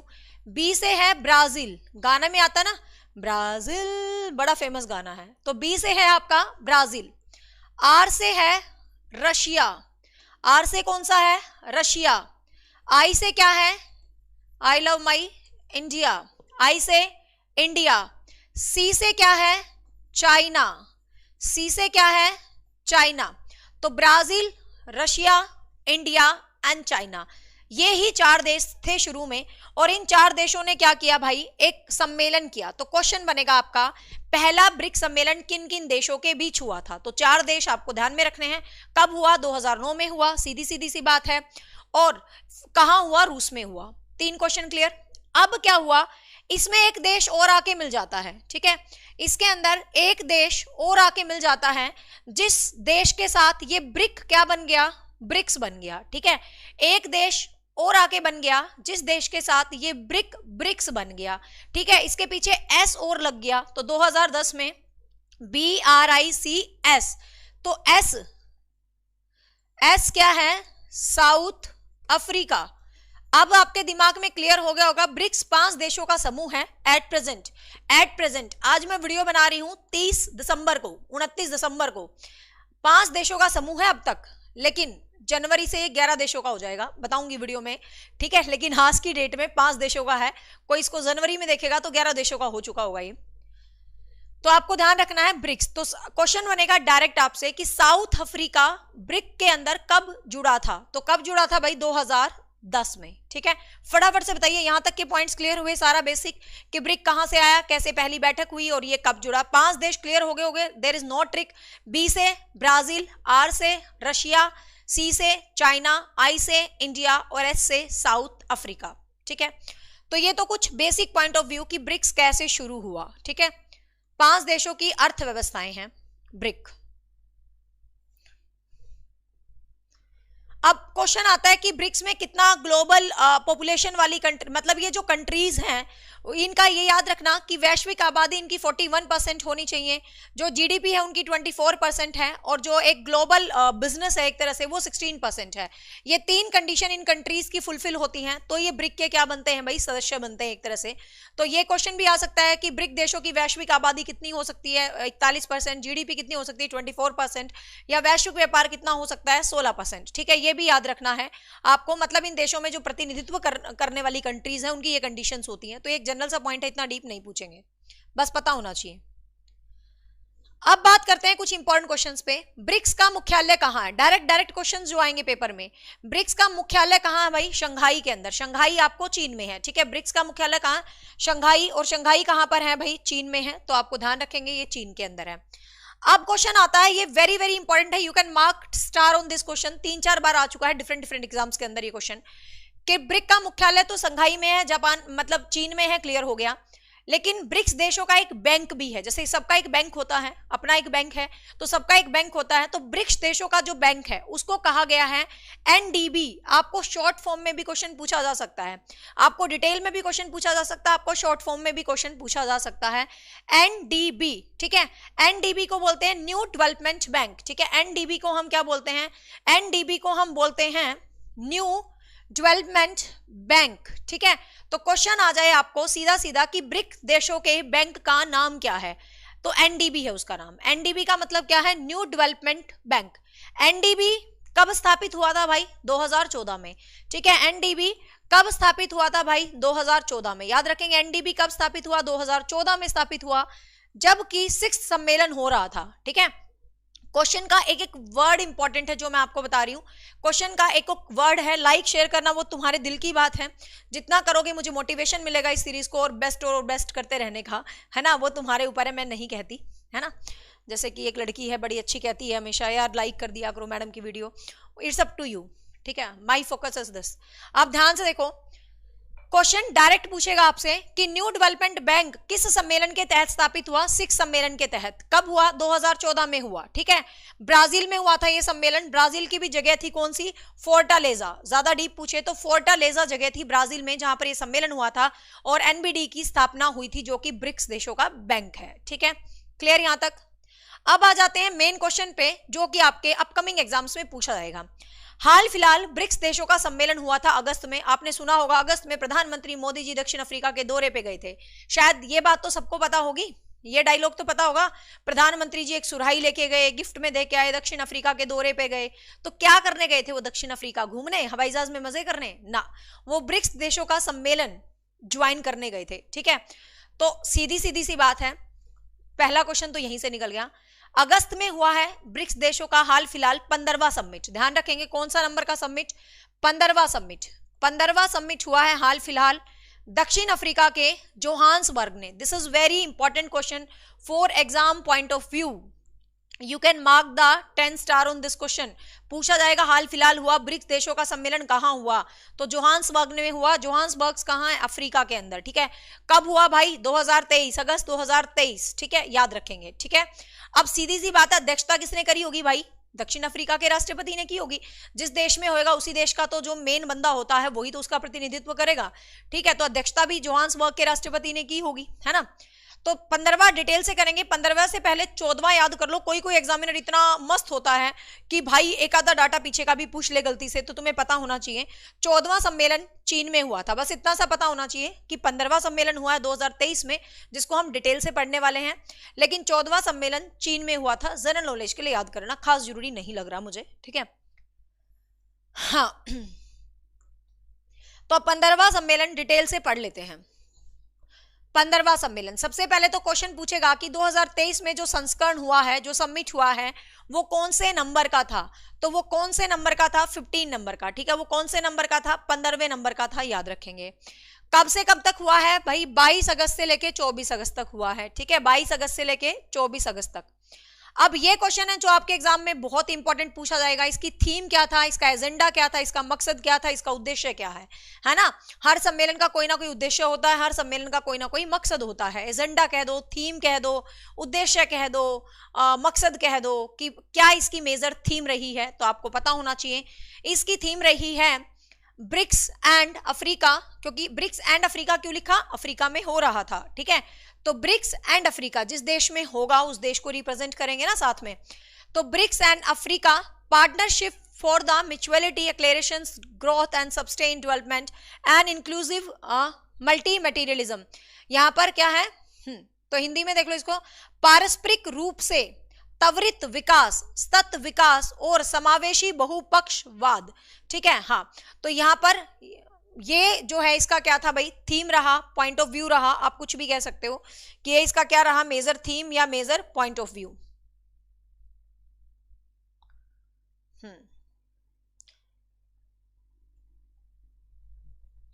क्लियर, हाँ यही है, ये इंग्लिश में थोड़ा, partnership for the mutuality accelerated growth sustain development and inclusive multilateralism, ठीक है। तो ये इसका क्या रहा, बेसिकली थीम रहा, और हिंदी में कहेंगे पारस्परिक रूप से त्वरित विकास, सतत और समावेशी, साइकोलॉजी में बहुत पढ़ा हो भाई, मतलब कॉन्टिन्यू रूप से, इंक्लूसिव रूप से सभी देशों का विकास हम करेंगे, तो ये इसका क्या रहा, मकसद रहा, थीम रहा। तो ये टैग लाइन आपको डायरेक्ट क्वेश्चन में देखने को मिल सकती है, आपको याद रखना है, ठीक है। ये पीडीएफ की टेंशन ना लो, ये आपको टेलीग्राम पर जस्ट क्लास के जस्ट बाद अपना जो एक ऑफिशियल टेलीग्राम है अचीवर्स एकेडमी निशा शर्मा वाला, आपको उस पर मिल जाएगी, जो एकेडमी के अबाउट सेक्शन में जिसके लिंक भी हैं, ठीक है। हाँ, अब देखिएगा, अब ब्रिक्स सम्मेलन हो गया भाई, प्रधानमंत्री मोदी जी गए। अब भाई इंडिया वालों की एक खास बात मुझे लगती है, इंडिया वाले किसी को मिलते हैं प्यार से तो हम भेंट जरूर देते हैं। हम किसी इंसान को पहली बार मिलते हैं अपनी जनरल लाइफ में भी, तो हम क्या कहते हैं, यार इस बंदे से पहली बार मिल रहे हैं ना, कुछ ना कुछ तो लेके जाओ, चाहे फूल ले जाओ। तो भाई मोदी जी कहते हैं भाई कि मैं भी बंदों से पहली बार मिल रहा हूं तो मैं भी गिफ्ट तो देके ही आऊंगा, है ना, पहली बार दूसरी बार जब मर्जी बार मिल रहे हो। पर मोदी जी गिफ्ट देके आए थे। अब आपको ये भी क्वेश्चन बन सकता है, क्योंकि भाई गिफ्ट मोदी जी ने दिया ना, तो इसीलिए आपको पता होना चाहिए कि मोदी जी ने क्या गिफ्ट उन लोगों को दिया था, ठीक है। तो एक तो दक्षिण अफ्रीका जहां सबमिट हो रहा उस बंदे को देके आया था। तो देखिएगा, तो ध्यान रखेंगे दक्षिण अफ्रीका के राष्ट्रपति नाम है उनका सिरिल रामफोसा। तो ये भी क्वेश्चन पूछ सकता है वो आपको कि जो जोहान्सबर्ग में सम्मेलन हुआ उसकी अध्यक्षता किसने की थी। तो किसने की थी, सिरिल रामफोसा ने, ठीक है। किसने की थी बच्चे, सिरिल रामफोसा ने उसकी क्या की थी, अध्यक्षता की थी। सिरिल रामफोसा ने क्या की थी, अध्यक्षता की थी। ध्यान रखना, ये कौन थे, दक्षिण अफ्रीका के राष्ट्रपति। तो दक्षिण अफ्रीका के राष्ट्रपति को प्रधानमंत्री मोदी जी क्या देके आए थे, बिद्री सुराही, ठीक है। तेलंगाना की सुराही है, जिस मतलब फेमस है, ऐसे बहुत सुंदर सी फ्लावर पॉट की तरह बनी होती है ना। तो ध्यान रखेंगे, क्वेश्चन आ सकता है डायरेक्ट कि मोदी जी ने भेंट में क्या दिया है अफ्रीका के राष्ट्रपति को। तो क्या दिया है भाई, बिद्री सुराही। क्या दी है, बिद्री सुराही। ध्यान रखेंगे, वेरी इंपॉर्टेंट, तेलंगाना की है ये सुराही, फेमस। फिर भाई अब ये थोड़ी ना पति को देके पत्नी को छोड़ दे, मेरे हस्बैंड को कोई कुछ दे और साथ में मुझे ना कुछ पकड़ाए तो मुझे गुस्सा नहीं आएगा। तो भाई ये इसकी पत्नी, मतलब फर्स्ट लेडी, फर्स्ट लेडी का मतलब कौन होता है, फर्स्ट लेडी, राष्ट्रपति की पत्नी। अब भाई राष्ट्रपति की पत्नी को, औरतों को क्या देंगे, औरतों बेचारी को क्या चाहिए, औरतों को सूटों से मतलब है, सूट टॉप जींस, औरतों को तो कपड़ों से मतलब है। मोदी जी को भी अच्छे से पता है, शॉल भेंट करके आए हैं, रटने की जरूरत नहीं है ना। औरतें कपड़ों पर ही फिदा होती है, बस बात खत्म, कपड़े ज्वेलरी शॉल दे आए मोदी जी। तो ठीक है भाई, फर्स्ट लेडी को क्या दी है, नागालैंड की शॉल, ठीक है। फर्स्ट लेडी का नाम क्या है, बड़ा अजीब सा, देख लो, छेपे मौत से पे मतलब कुछ ऐसा ही नाम है, ठीक है। तो इनको क्या दी है, शॉल भेंट की है। इसके अलावा मोदी जी को भाई ब्राजील के राष्ट्रपति बड़े पसंद है, जिनका नाम है लुइस इनासियो लुला दा सिल्वा। अजीब सा नाम है, बड़े बड़े से नाम है भाई इनके, थोड़े से अजीब अजीब से, ठीक है। तो इन्होंने ब्राजील के राष्ट्रपति को भी पेंटिंग भेंट की है, जिसका नाम है गोंड पेंटिंग, मध्य प्रदेश की। तो 3 गिफ्ट है मोदी जी जो इस सम्मेलन में देके आए हैं, आपको ध्यान रखना है। एक नागालैंड की शॉल है, एक आपकी बिद्री सुराही है, और एक आपकी क्या है भाई, गोंड पेंटिंग है। गोंड पेंटिंग ब्राजील के राष्ट्रपति को देके आए हैं, बिद्री सुराही ये साउथ अफ्रीका के राष्ट्रपति को देके आए हैं, और शॉल इसकी मैडम को देके आए हैं, ठीक है। तो ये मोदी जी ने गिफ्ट दिए हैं, याद रखेंगे, मोदी जी ने दिए, पेपर में पूछ सकता है। अब यहां से आ जाओ, मोस्ट इंपोर्टेंट क्वेश्चन जो अपकमिंग एग्जाम में 100% बनने की संभावना है, लिख के ले लो तुम मुझसे, यहां से क्वेश्चन जरूर बनेगा, चाहे तुम्हें चंडीगढ़ में देखने को मिले, चाहे दिल्ली में मिले, चाहे अमृतसर में मिले, क्वेश्चन जरूर मिलेगा, ठीक है। देखो अब इसको, हाँ, वर्तमान सदस्य, वर्तमान सदस्य आज की डेट तक हम कितने कहेंगे भाई, 5, है ना। आज की डेट तक 5 है, लेकिन इस सम्मेलन के अंदर एक घोषणा की है अफ्रीका के राष्ट्रपति ने कि हम 6 नए देशों को शामिल करने वाले हैं, ठीक है। हम 6 नए देशों को शामिल करने वाले हैं। अब आपके लिए जो एग्जाम के लिए इंपॉर्टेंट है वो 6 नए देश इंपॉर्टेंट है। वो आपसे पूछेगा कि कौन से 6 नए देश हैं, कौन से देशों को शामिल करना है, कौन से देशों को शामिल नहीं करना। आपको 6 देशों का नाम पक्का याद होना चाहिए, देख लो। और ये घोषणा भाई सिरिल रामफोसा अफ्रीका के राष्ट्रपति ने की है, दक्षिण अफ्रीका के। 1 जनवरी 2024 से ये स्थायी सदस्य बन जाएंगे ब्रिक्स के, मतलब 2-4 दिन के बाद अगले साल से ये ब्रिक्स के सदस्य बन जाएंगे, और जब अगला सम्मेलन होगा तो ये भी शामिल होंगे, ठीक है। तो वो 6 देश देख लो भाई, याद कर लेना। पहला देश है अर्जेंटीना, ठीक है, पहला देश है अर्जेंटीना। दूसरा है इजिप्ट, जिसको आप मिस्र की मम्मियां फेमस है, आपको पता ही होगा, मिस्र। फिर है इथोपिया, ठीक है, 3rd कंट्री है इथोपिया। 4th कंट्री है ईरान, फोर्थ कंट्री है ईरान, फिफ्थ कंट्री है सऊदी अरब और सिक्स्थ कंट्री है यूनाइटेड अरब इमरात, ठीक है, संयुक्त अरब अमीरात, ठीक है। तो ये 6 कंट्रीज हैं। देखो याद करना आसान है, अर्जेंटीना, मिस्र, इथोपिया, ईरान, वो एक ट्रेडिशनल से क्लासिकल से देश है, मिस्र, इथोपिया, ईरान, ठीक है। सऊदी अरब और संयुक्त अरब सेम से लग रहे हैं, और एक अर्जेंटीना, ठीक है। तो आपको ध्यान रखना है ये 6 नए देश हैं। आपके एग्जाम में क्वेश्चन कैसे पूछेगा, ब्रिक्स के अंदर कौन सा देश शामिल हो रहा है, कौन सा देश शामिल नहीं हो रहा है, 3 ऑप्शन इन देशों के होंगे, चौथा कुछ और मिलेगा, आपको ध्यान रखना है, ठीक है। तो ये आपको ध्यान रखने हैं, ये वेरी इंपॉर्टेंट क्वेश्चन है, एग्जाम में कंफर्म देखने को मिलेगा, ठीक है। अब कुछ लोग कहते हैं यार फिर इन देशों की स्पेलिंग भी आगे अड़ जाएगी क्या, ए ई, बड़ा अजीब सा नाम हो जाएगा यार, ये तो AEEIA अजीब सा नाम हो जाएगा। तो सब कहते हैं यार ब्रिक्स तो बड़ा बढ़िया सा लगता है, तो अब आगे इसको क्या बोलेंगे, तो अभी तक नहीं पता ऑफिशियली क्या बोलेंगे, बट अभी तक जो न्यूज है कि भाई हम इसको ब्रिक्स प्लस बोलेंगे, ठीक है। हम ये 6 देशों की स्पेलिंग आगे नहीं लिखेंगे, अजीब हो जाएगा, हम इसको ब्रिक्स प्लस बोलेंगे। तो शायद आगे आपको ब्रिक्स का नाम ब्रिक्स प्लस के नाम से भी देखने को मिल सकता है, लेकिन अभी तक सिर्फ ब्रिक्स ही है, ध्यान रखेंगे ये चीज भी, ठीक है। अब 2-3 क्वेश्चन भारत से रिलेटेड, क्योंकि हम भारतवासी हैं तो भारत के क्वेश्चंस को हम मिस नहीं कर सकते हैं, है ना, क्योंकि भारत के एग्जाम से भारत के क्वेश्चन जरूर पूछेगा वो। अब आपको पता है भाई हर कोई तैयारी तुरी तो हर चीज की जाती है, तो जो तैयारी करने वाला होता है उसको शेरपा बोलते हैं, ठीक है, ध्यान रखेंगे, इनकी भाषा में शेरपा बोलते हैं। जो कि भारत के शेरपा आपसे पूछे, ब्रिक्स देशों में भारत के शेरपा आपसे पूछे तो नाम है उनका दमू रवि। इंपॉर्टेंट 1 क्वेश्चन है, maybe this question will be asked in your exam. दमू रवि कौन है भाई, भारत के शेरपा हैं, ठीक है। आर्थिक सचिव हैं ये, विदेश मंत्रालय के जो आर्थिक सचिव हैं वो हैं, आपको ध्यान रखना है। तो this is also important question. Bharat ने 3 बार अध्यक्षता की है, ये भी याद रखेंगे, ब्रिक्स देशों की भारत ने 3 बार अध्यक्षता की है। पहली बार अध्यक्षता की थी 2012 में, प्रधानमंत्री श्री मनमोहन जी थे, है ना, श्री मनमोहन सिंह जो है अपने प्रधानमंत्री थे उस टाइम। तो 4th सम्मेलन था, जब आपको ध्यान रखेंगे 4th सम्मेलन 2012 में हुआ है, ठीक है, मनमोहन जी की अध्यक्षता में। 8th सम्मेलन 2016 में हुआ है, माननीय श्री नरेंद्र मोदी की अध्यक्षता में, ठीक है। और 13वां सम्मेलन 2021 में हुआ है, नरेंद्र मोदी जी की अध्यक्षता में। तो आपको ध्यान रखना है ब्रिक्स में इंडिया ने कितनी बार अध्यक्षता की है, मतलब कितनी बार अध्यक्ष बना है भारत, 3 बार बना है ब्रिक्स देशों के सम्मेलन का अध्यक्ष भारत देश, ठीक है। एक और इंपॉर्टेंट क्वेश्चन बन जाता है, याद होगा भाई 2021 में तो कोरोना था, तो ये बैठक वर्चुअल हुई थी, ये भी अपने आप में क्वेश्चन बन सकता है कि कौन सी बैठक वर्चुअल हुई थी, तो आपको ध्यान रखना है। तो ये बैठक क्या थी भाई, वर्चुअल हुई थी। फटाफट बताओ क्या आपको ब्रिक्स देश का कॉन्सेप्ट समझ आया। इन शॉर्ट मैं आपका रिवाइज करवा देती हूं। ब्रिक्स देश विश्व की उभरती हुई संस्थाएं हैं, कंट्रीज हैं जिनका इकोनॉमी की बहुत ज्यादा आगे बढ़ रही है, और 5 देश हैं, बी से ब्राजील है, आर से रशिया है, आई से इंडिया है, सी से चाइना है और एस से साउथ अफ्रीका है। 2001 में पहली बार ये शब्द दिया गया नील के द्वारा, मतलब उनका पूरा नाम था जिम ओनील, ठीक है, ब्रिटिश अर्थशास्त्री थे। देन 2001 में इस शब्द को फॉर्मल रूप से इस बैठक को एक्सेप्ट कर लिया गया। 2009 में इसका पहला समिट हुआ चाइना के अंदर, रूस के अंदर। 2010 में साउथ अफ्रीका इसके अंदर ऐड हुआ, ब्रिक से ब्रिक्स बन गया 2010 में। 2023 में इसका 15वां संस्करण था, जो कि 22 अगस्त से 24 अगस्त के बीच चला, जोहान्सबर्ग में चला था, जोहान्सबर्ग दक्षिण अफ्रीका में चला था। 6 नए देश इसमें अब शामिल होने वाले हैं, ठीक है। तो ये कुछ मेजर पॉइंट हैं जो आपको ब्रिक्स से रिलेटेड याद रखने हैं। सो गाइज, उम्मीद करती हूं कि आपको ये छोटी मगर मोटी सीरीज अच्छी लग रही होगी, और जो बच्चा अपने एग्जाम और अपने सिलेक्शन को लेके सीरियस है, किसी भी स्टेट के किसी भी टीचिंग एग्जाम है, नॉन टीचिंग एग्जाम थंबनेल पे है, बट इट डजंट मीन कि आपको बाकी एग्जाम्स में काम नहीं आएगी। आपके कोई मर्जी एग्जाम है, ये आपको सभी के अंदर काम आने वाली सीरीज है।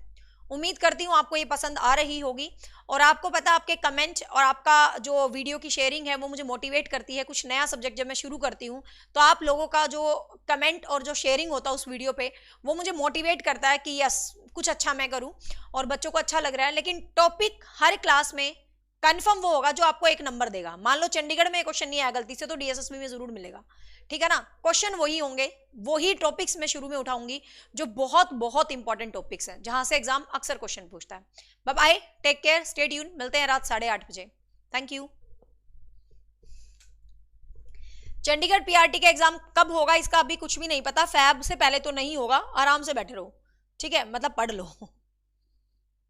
और जो बच्चे रिकॉर्डेड वीडियो देखते हैं वो भी वीडियो का कमेंट करें कि आपको ये जीएस पढ़ाने का मजा आ रहा है या नहीं आ रहा।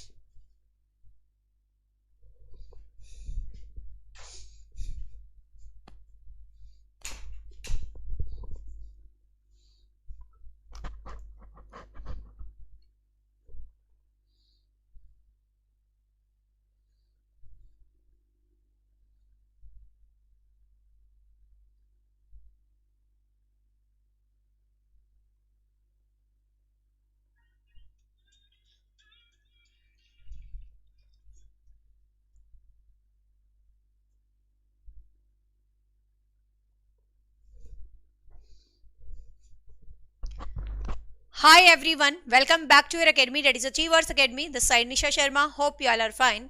So जीके सीरीज का हो, जीएस सीरीज का हो या करंट अफेयर सीरीज का हो, इसमें हम video number 4, class number 4 discuss करने वाले हैं। आज की क्लास अपकमिंग कोई भी एग्जाम है, चाहे teaching, non teaching, SSC, whatever कोई भी एग्जाम है, आज की क्लास सब एग्जाम में आने के लिए बहुत ज्यादा इंपॉर्टेंट होने वाली है। वही टॉपिक्स करवाऊंगी जो एग्जाम में कंफर्म आएंगे, है ना, फालतू टॉपिक्स पे अभी काम ही नहीं करेंगे जब तक चंडीगढ़ पीजीटी इसका एग्जाम ना हो जाता। बिल्कुल to the point questions paper करेंगे। तो आज की इस फोटो से ही आप समझ गए होंगे आज हम किस टॉपिक को डिस्कस करने वाले हैं। आज के टॉपिक के साथ इमोशंस भी आएंगे, देश के लिए थोड़ी थोड़ी भावनाएं भी आने वाली हैं, देख लेना। तो आज जो हम टॉपिक डिस्कस करने वाले हैं वो है चंद्रयान 3। कुछ दिन पहले आप सबके स्टेटस पर एक वीडियोस बहुत वायरल हो रही थी, जय हो भारत चांद पर, we are at the moon, है ना। तो सीधी सी बात है, लेटेस्ट कॉन्सेप्ट है तो एग्जाम में तो जरूर पूछा जाएगा क्वेश्चन। तो बेसिक से चलते हैं। बिल्कुल मीनाक्षी पंचवर्षीय योजना में भी करवाऊंगी, ये सीरीज चलती रहेगी। जितना आप लोगों का प्यार इस सीरीज को मिलेगा मेरा मोटिवेशन बढ़ता रहेगा। ये सीरीज तो अनंत चलती रहेगी, टेंशन ना लो, बहुत कुछ करवाऊंगी। अभी शुरुआत है क्योंकि जीएस तो खत्म हो ही नहीं सकती ना। तो स्टार्ट कर लेते हैं बिल्कुल स्टार्टिंग से। 1969, है ना, 1969 जब अमेरिका चांद पर पहुंचा था, नील आर्मस्ट्रॉन्ग, याद होगा, चांद पर पहुंचने वाला पहला व्यक्ति नील आर्मस्ट्रॉन्ग, है ना, पता होगा सबको, फटाफट से कमेंट करके बताओ। चांद पर पहुंचने वाला पहला व्यक्ति सबको पता होगा, अमेरिका के नील आर्मस्ट्रॉन्ग थे जिन्होंने चांद पर प्रथम कदम रखा था। ये भी कहते हैं यूरी गार्गिन उनके मित्र भी थे, दोनों थे, बट नील आर्मस्ट्रॉन्ग ने पहला कदम रखा था, इसलिए पहला व्यक्ति माना जाता उनको। तो उसी साल भारत में एक इसरो नाम आपने सुना होगा, इसरो की स्थापना होती है, ठीक है, ISRO, इसरो। फटाफट से कमेंट करके बताएं इसरो की फुल फॉर्म क्या है। बहुत ही बेसिक सा क्वेश्चन है, इंडियन स्पेस रिसर्च ऑर्गेनाइजेशन, ठीक है, सबको पता होगा। तो भाई अब भारत भी चाहता, आपको पता है इंटरनेशनली जो अमेरिका में नासा है सारी गतिविधियां करते हैं अंतरिक्ष में, तो भारत को भी हुआ, भारत के भी एक पर्सन है जिनको क्रेडिट जाता है, विक्रम साराभाई, है ना। तो विक्रम साराभाई एक महान साइंटिस्ट थे, तो उनके मन में भी आया कि भारत में भी कुछ ऐसा अनुसंधान होना चाहिए जो कि सैटेलाइट आकाश में छोड़े, हम भी आकाश में जाएं, हम भी चांद पे जाएं, हम भी आकाश को देखें। तो इस तरीके से भारत में एक स्पेस ऑर्गेनाइजेशन की स्थापना होती है 15 अगस्त 1969, ठीक है, 15 अगस्त 1969 विक्रम साराभाई के प्रयासों से भारत में एक स्पेस सेंटर स्टार्ट होता है, श्री हरिकोटा, आंध्र प्रदेश, ठीक है। ये बिल्कुल मतलब एक बेसिक सा पॉइंट है, Indian space research organisation start होता है भारत में 1969 और डे होता है अपना हिस्टोरिकल डे 15 अगस्त। 15 अगस्त को ये स्टार्टिंग हो जाती है। सबको पता है भाई पहला उपग्रह कौन सा था, आर्यभट्ट, है ना, सबको पता होगा, ये तो बचपन से पढ़ते आ रहे क्वेश्चन है। पहला उपग्रह जो चांद पर छोड़ा गया था कुछ इस तरीके से छोड़ा गया था, साइकिल पर, ऐसे मतलब इमोशन ही कहेंगे, जर्नी देखो कि साइकिल पर इस तरीके से अपना पहला उपग्रह कुछ ऐसे साइकिल पे रख के, ये छोटी सी मिसाइल कुछ इस तरीके से पहला उपग्रह अपना छोड़ा गया था चांद पर। और अब देखो आप चंद्रयान 3, मतलब कहने की जरूरत नहीं है, आप देखो कि डिफरेंस कि कहां से कहां तक आ गए, है ना, साइकिल से लेके और इतनी रॉकेट और इतनी मिसाइल्स और इतना सब कुछ जो है स्टार्ट हो गया। देख लो साइकिल से लेके सफर शुरू हुआ और कुछ इस तरीके से चांद पर ही उपग्रह चला गया, है ना। हाँ, तो यहां पर अब चीजों को डिस्कस करते हैं वन बाय वन, जो हमारे काम का कंटेंट है। तो इसरो फॉर्म्ड हुआ था 15 अगस्त 1969। एक बेसिक सा क्वेश्चन आपको याद रखना है, विक्रम साराभाई के प्रयासों से। Doctor Vikram Sarabhai considered as the founding father of space programmes in India. तो इंडिया में जो भी स्पेस प्रोग्राम है उनके फाउंडर माने जाते हैं विक्रम साराभाई, ठीक है, क्लियर। हाँ, अंतरिक्ष जाने वाले यूरी गार्गिन, लेकिन चांद पर कदम रखने वाले नील आर्मस्ट्रॉन्ग।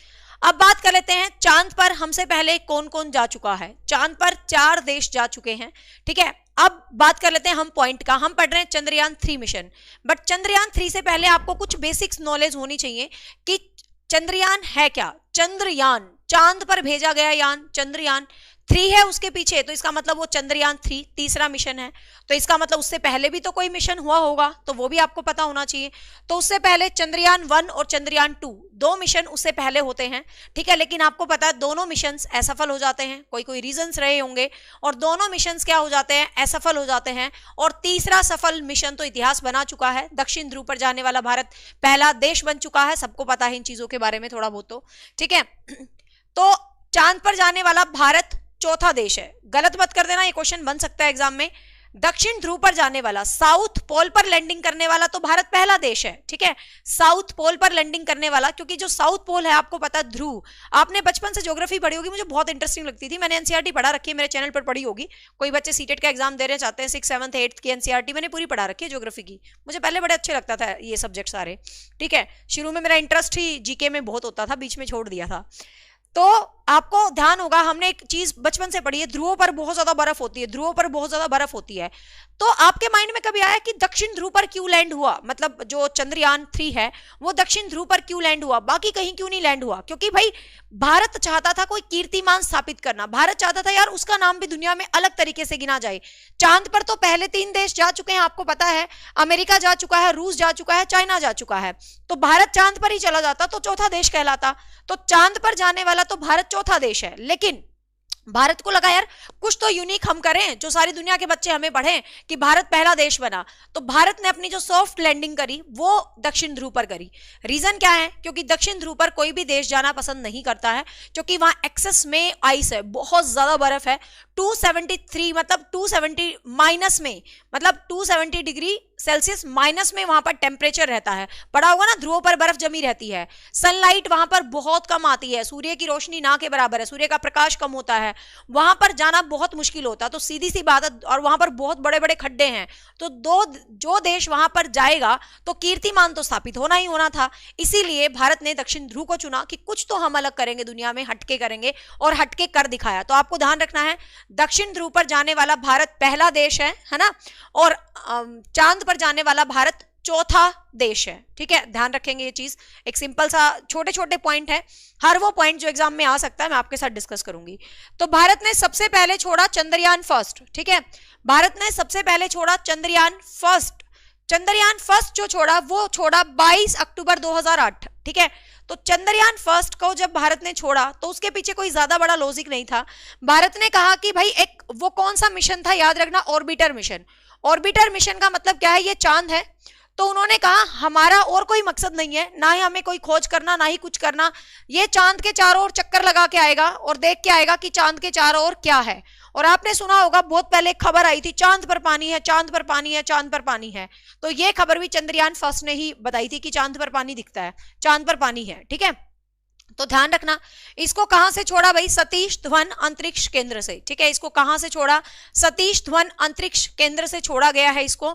और एक एक वर्ड आपको याद रखना है, जो मैं आपको स्लाइड में दे रही हूं ना, ये पीडीएफ आपको क्लास के जस्ट बाद अचीवर्स एकेडमी का जो ऑफिशियल टेलीग्राम है, एक जो सबके लिए है, यूट्यूबर ऐप स्टूडेंट, उस एक ऑफिशियल टेलीग्राम पर आपको ये पीडीएफ मिल जाएगी, ठीक है। अब देखिएगा, तो पहले मिशन का मकसद सिर्फ ये था कि चांद की सतह पर चक्कर लगा के देख के आए। इसको किससे छोड़ा गया था? PSLV, ये क्वेश्चंस आपके एग्जाम में जरूर आते हैं, किस यही क्वेश्चन है जो आपके टीचिंग एग्जाम में खासकर बनते हैं कि इसको किससे छोड़ा गया था, ठीक है। तो PSLV C11 रॉकेट से इसको छोड़ा गया था, पहला उपग्रह, और ये चांद की उपलब्धता, मतलब जल जो है चांद पर, ये इसने बताया था। खास सफल मिशन आप इसको नहीं कहेंगे, बस ठीक है, चंद्रयान-1 ठीक है। अब भारत के मन में आया भाई कुछ खास किया जाए, कुछ यूनिक किया जाए, और चंद्रयान-2 के लिए बहुत ज्यादा ट्रेंड बना था कि चंद्रयान-2 भेजा जा रहा है, चंद्रयान-2 भेजा जा रहा है। डॉली एरिस्टोटल क्लास मैंने ऐप पर डाल दी है, क्लास नंबर 59 के नाम से, प्लीज चेकआउट करें। हाँ, चंद्रयान सेकंड मिशन की अब बात कर लेते हैं। चंद्रयान सेकंड मिशन में क्या खास था? चंद्रयान सेकंड जो मिशन है, ये तो शायद आप लोगों ने सुना होगा, कुछ दिन पहले, कुछ साल पहले एक पिक्चर बहुत ज्यादा ट्रेंड कर रही थी जिसमें इसरो के अध्यक्ष रो रहे थे, मोदी जी उनको सांत्वना दे रहे थे, कुछ इस तरीके का। वो क्या था मैं आपको समझाती हूँ। 22 जुलाई 2019 को चंद्रयान सेकंड मिशन छोड़ा गया, और चंद्रयान सेकंड मिशन का जो वेट था वो 3850 था। चंद्रयान सेकंड में भी एग्जाम में पूछा जा सकता है, ठीक है। तो वो 3850 केजी का था। किससे छोड़ा गया था चंद्रयान सेकंड को? GSLV से, ठीक है। किससे छोड़ा गया था? GSLV से छोड़ा गया था। GSLV MK3 M1, ठीक है। ये जो वर्ड यहाँ पर मेंशन है ये पक्के याद कर लेना। इस रॉकेट की सहायता से सब दिखाऊंगी कैसे रॉकेट है, कैसे छोड़ा जाता है। चंद्रयान-3 को जब पढ़ेंगे, ये एक बैकग्राउंड है। तो ये इसके अंदर क्या था? इसके अंदर ऑर्बिटर भी था, मतलब चंद्रमा की सतह पर चक्कर भी लगाएगा। लैंडर का मतलब होता है, जैसे मान लो एक ये सैटेलाइट, ये कोई, मैं अब XYZ दिखा रही हूँ, आगे सही पिक्चर दिखाऊंगी। इसके अंदर एक लैंडर है, मतलब लैंडर जो कि पहिए लगे होते हैं, जो कि चांद पर लैंड करता है, एक लैंडर है, ठीक है। और लैंडर के अंदर एक रोवर होता है। रोवर क्या होता है? एक रोबोट टाइप का, मतलब जैसे आपको पता है एक उपग्रह है, ठीक है, एक सैटेलाइट है, मैं आपको दिखा देती हूं। हाँ, जैसे देखो, ध्यान से एक बार समझ लो इस कॉन्सेप्ट को। होता क्या है, जैसे इस टाइप का एक रॉकेट होता है, ध्यान से समझना है आपको सारी चीजों को। इस टाइप का ये एक रॉकेट है, आई थिंक आपको दिख रहा होगा, है ना। और भाई जीएस की क्लास में मेरे जी जान के एफर्ट लगते हैं इतनी देर में मैं टीचिंग की 4 क्लास पढ़ा दूं, जीके की 1 क्लास तैयार होती है। तो इस क्लास को अपना भर भर के प्यार जरूर देना, शेयर करके और लाइक करके और कमेंट करके अच्छी लगे तो, जबरदस्ती नहीं। देखो, ये एक रॉकेट होता है, ठीक है। अब इस रॉकेट में इधर ये जो होते हैं ना, ये जो दो होते हैं, इनके अंदर कुछ फ्यूल होता है, ईंधन होता है। जैसे ईंधन होता है ना, जैसे कि पटाखे बजते हैं, मतलब ऐसा ईंधन होता है जो बहुत स्पीड से चीज को ऊपर ले जाता है, वो ऐसे जलता है नीचे, ये ऐसे आग छोड़ता चला जाता है। तो सबसे पहले ये होते हैं हाईलाइट, मतलब ये होते हैं सबसे पहले एक्टिव। इनके अंदर खूब सारी एनर्जी, खूब सारा ईंधन होता है, ऐसे जलता है और ये ऊपर उठ जाता है। फिर ये जो बीच वाली चीज होती है, इसमें भी फ्यूल होता है, मतलब कुछ लिक्विड टाइप का फ्यूल होता है, ठीक है। तो इसके अंदर कुछ लिक्विड टाइप का फ्यूल होता है जो कि और ऊपर आकाश में चीजों को ले जाने में हेल्प करता है। उसके बाद देखिएगा ध्यान से, उसके बाद आपको इस रॉकेट में ये दिख रहा होगा, ये जो बीच का स्पेस है, ये जो बीच का स्पेस है, ये वो चीज है जो कि पुश करता है आपका जो भी यान है। ये जो आपको ऊपर दिख रहा है ना, ये वाला, ये जो ऊपर दिख रहा है, इसी के अंदर है आपका चंद्रयान-3, मतलब इसी के अंदर बिठाया गया है चंद्रयान-3 नामक जो भी एक बनाया है, ठीक है। जो भी यंत्र से आप बनाते हो उसको इसके अंदर लिटाया जाता है, मतलब इसके अंदर उसको स्टैंड किया जाता है। तो पहले यहाँ पर बहुत फ्यूल होते हैं, ये एनर्जी देके ऊपर जाता है, फिर यहाँ पर लिक्विड फ्यूल होता है, फिर वो एनर्जाई करता है, और यहाँ पर ये जो पावर है, पुशिंग पावर, जो इसको बाहर निकालती है। और यहाँ इसके अंदर अपना जो होता है, जो मतलब रॉकेट्स की सहायता से तो छोड़े जाते हैं, रॉकेट तो सिर्फ आकाश में ले जाने का काम करता है ना। फिर यहाँ इसके जो लास्ट पॉइंट होता है, इसके अंदर आपका जो भी होता है चंद्रयान-1, 2, 3 जो भी छोड़े गए हैं, वो यहाँ पर इससे फिर बाहर निकल जाते हैं, ठीक है। उनको फिर चंद्रमा पर लैंड किया जाता है। वो कुछ इस तरीके के होते हैं ना, वो पूरा बना होता है। जैसे देखो, एक पूरी पिक्चर दिखाती हूँ मैं आपको। हाँ, ये कुछ पूरे इस तरीके से होते हैं, मतलब पूरे इस तरीके से होते हैं। तो एक तो होती है ऐसे जिसके अंदर ये डले होते हैं, मतलब ऐसे ट्रॉली सी होती है पहिए वाली, ठीक है, ट्रॉली सी होती है पहिए वाली, जिसको वो बोलते हैं हम, जो ट्रॉली सी होती है ना, ऑर्बिटर।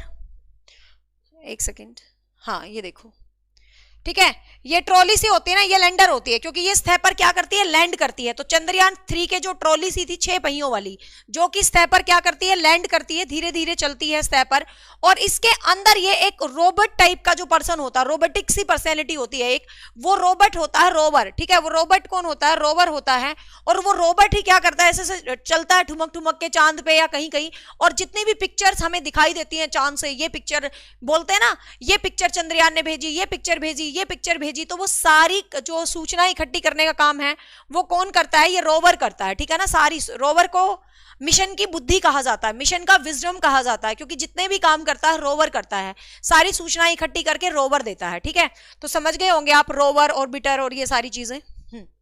अब आते हैं पॉइंट पर।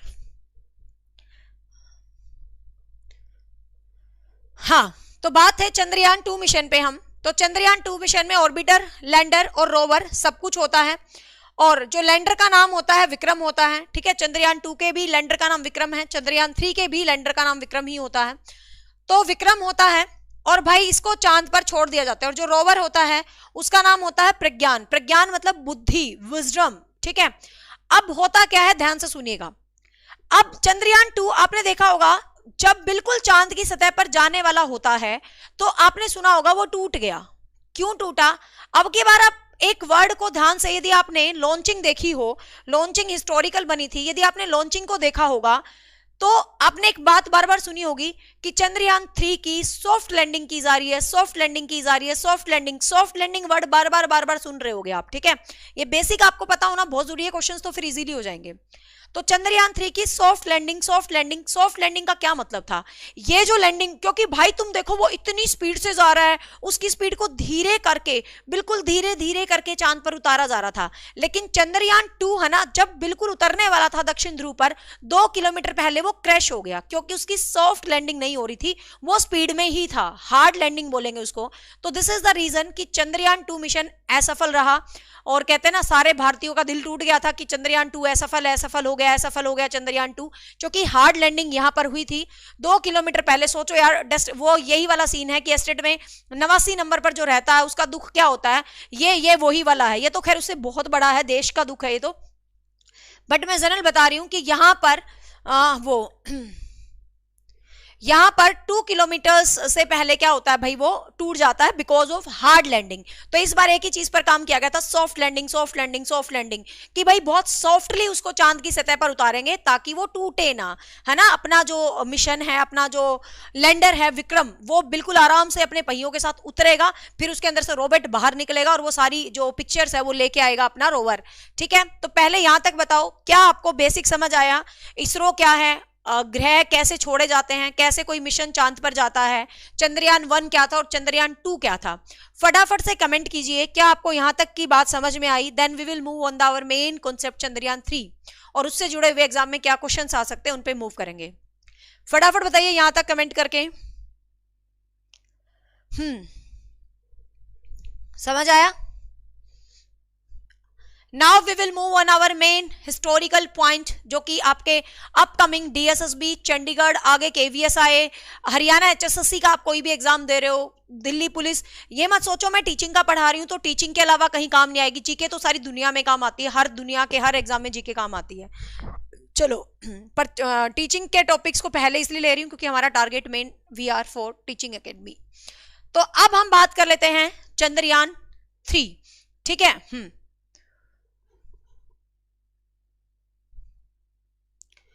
देखिएगा चंद्रयान 3। मनीषा, ये कमेंट आप 50 बार करते हो, मत किया करो, सारा पढ़ना है। मैंने बोल दिया सारी पढ़नी है, SST 15 नंबर की है यार, क्या कोई इंपॉर्टेंट अनइंपॉर्टेंट नहीं होता, पढ़ लो चुपचाप सारी। चलो, अब बात कर लेते हैं चंद्रयान 3 की। चंद्रयान 3 लॉन्च हुआ है कब भाई? चंद्रयान 3 लॉन्च हुआ है, मतलब उपग्रह छोड़ा गया है कब भाई? 14 जुलाई 2023। ठीक है, एक एक डेट, अब जो क्वेश्चन आ रहा है ध्यान से सुनिएगा, एक एक डेट आपको इंपॉर्टेंट है, एक एक वर्ड जो मैं बोलूंगी इंपॉर्टेंट है, क्योंकि अपकमिंग एग्जाम में क्वेश्चन चंद्रयान 3 से ही बनने वाला है ना। हाँ, तो चंद्रयान 3 लॉन्च किया गया 14 जुलाई 2023 को 2:35 पर फ्राइडे का हिस्टोरिकल दिन था जब चंद्रयान 3 को इसरो ने, जब से चंद्रयान 2 असफल हुआ वो इसी मिशन पे लगे रहे, क्योंकि किसी इंसान ने, कहते हैं कुमार विश्वास को कमेंट किया कि भाई पहुंच गए, किसी बोलते हैं कि किसी पाकिस्तान के बंदे ने कमेंट किया कि पहुंच गया तेरा चंद्रयान चांद पे, तो कुमार विश्वास ने उसको रिप्लाई किया कि कोई बात नहीं, थोड़ा इंतजार करो, आपके तो झंडे पर चांद है, हम तो चांद पर ही झंडा फहराएंगे हैं। और चंद्रयान 3 के बाद ये पॉसिबल हो पाया था पॉइंट। तो ये कुछ कहते हैं ऐसा बात हुई थी। तो 14 जुलाई 2023 को 2:35 पर फ्राइडे को चंद्रयान 3 मिशन को छोड़ा गया, जिसको बनाने में लागत लगी थी 615 करोड़ रुपए। ठीक है, 615 करोड़। आजकल सस्ती सस्ती थर्ड क्लास फिल्में बनती 1000 करोड़ में, तो और ये देश का गौरव बन गया 615 करोड़ में। तो 615 करोड़ रुपए लगे किसको भाई, चंद्रयान 3 मिशन को बनाने में। ठीक है, very very important question, you can mark the star for exam point of view. किस रॉकेट की सहायता से इसको छोड़ा गया, किस रॉकेट की सहायता से छोड़ा गया? LVM-3। ठीक है, LVM-3 M4 रॉकेट की सहायता से, जिसको बाहुबली रॉकेट का नाम भी दिया गया, तो उस रॉकेट की सहायता से छोड़ा गया था, आपको ध्यान रखना है, जिसको फेटमैन भी कहते हैं, बाहुबली भी कहते हैं, LVM-3 भी कहते हैं। तो इस रॉकेट की सहायता से चंद्रयान 3 को क्या किया गया भाई, छोड़ा गया था। Okay Manisha, I will. तो इस रॉकेट की सहायता से छोड़ा गया था, जिस रॉकेट का वेट था 642 टन। ठीक है, जिस रॉकेट का वेट था 642 ton. Thank you Karamjeet, 642 ton. अब ये रॉकेट छोड़ा और चांद पर ये किस दिन पहुंचा, बीच में क्या क्या हुआ वो भी बताएंगे, बट मेन डेट आपको याद करना है। लॉन्चिंग डेट है 14 जुलाई और लैंडिंग सॉफ्ट लैंडिंग है ना, क्योंकि हार्ड लैंडिंग करके चंद्रयान 2 का विनाश हुआ था, वो नहीं हो सकता था। सॉफ्ट लैंडिंग हुई है 23 अगस्त। 23 अगस्त वो हिस्टोरिकल डे था 6:05 पर, जब चंद्रयान 3 की सॉफ्ट लैंडिंग हुई थी दक्षिण ध्रुव पर, और दक्षिण ध्रुव पर लैंड करने वाला भारत पहला देश बन गया है।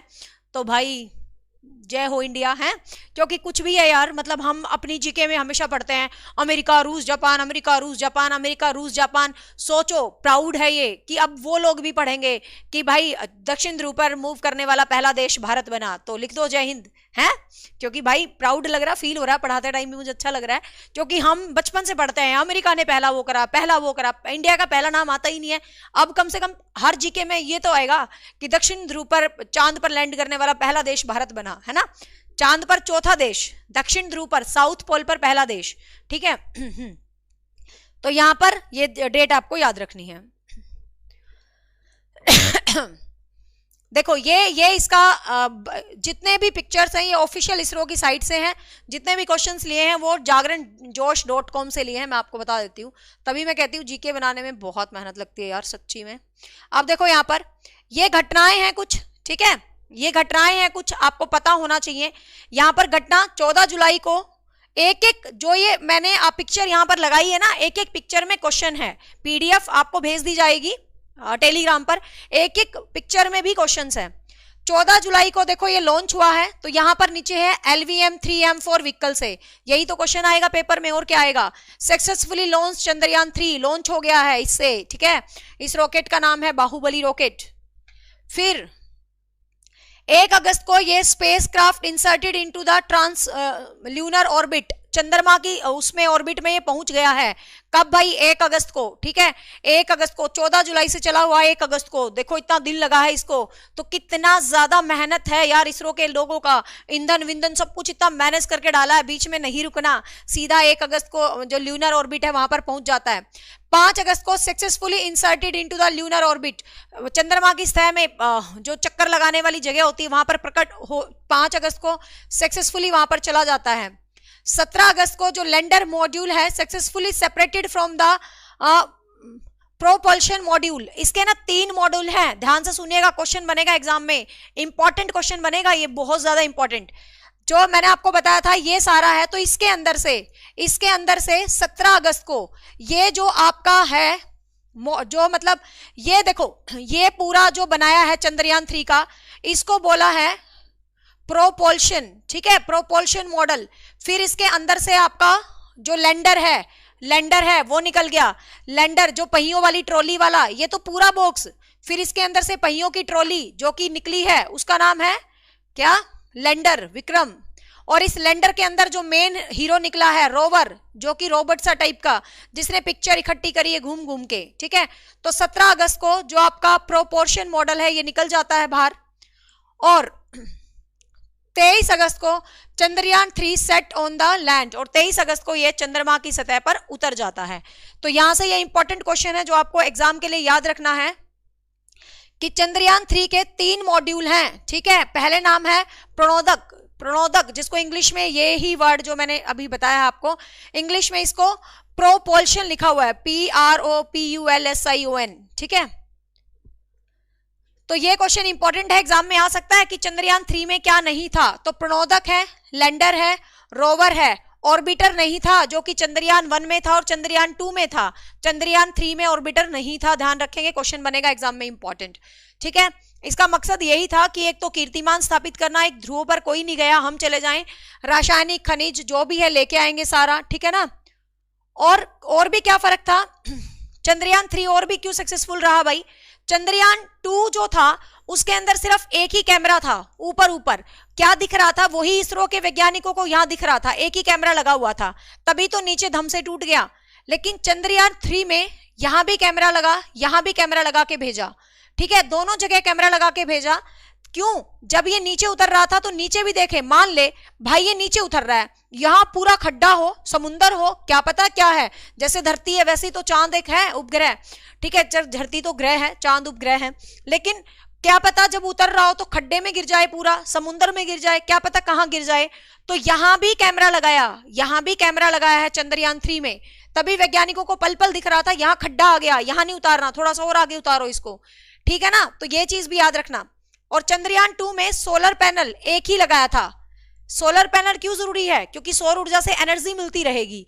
इसके चारों तरफ सोलर पैनल लगाए थे, चंद्रयान 3 के चारों तरफ सोलर पैनल लगाए थे। क्यों लगाए थे भाई चारों तरफ, ताकि कहीं से भी किसी भी साइड सूर्य का प्रकाश हो वहीं से रिचार्ज हो जाए ये, है ना। तो सक्सेसफुल होने की संभावना बहुत ज्यादा इसकी बढ़ जाती है, तो आपको यहां पर याद रखना। अब एक क्वेश्चन और याद रखना,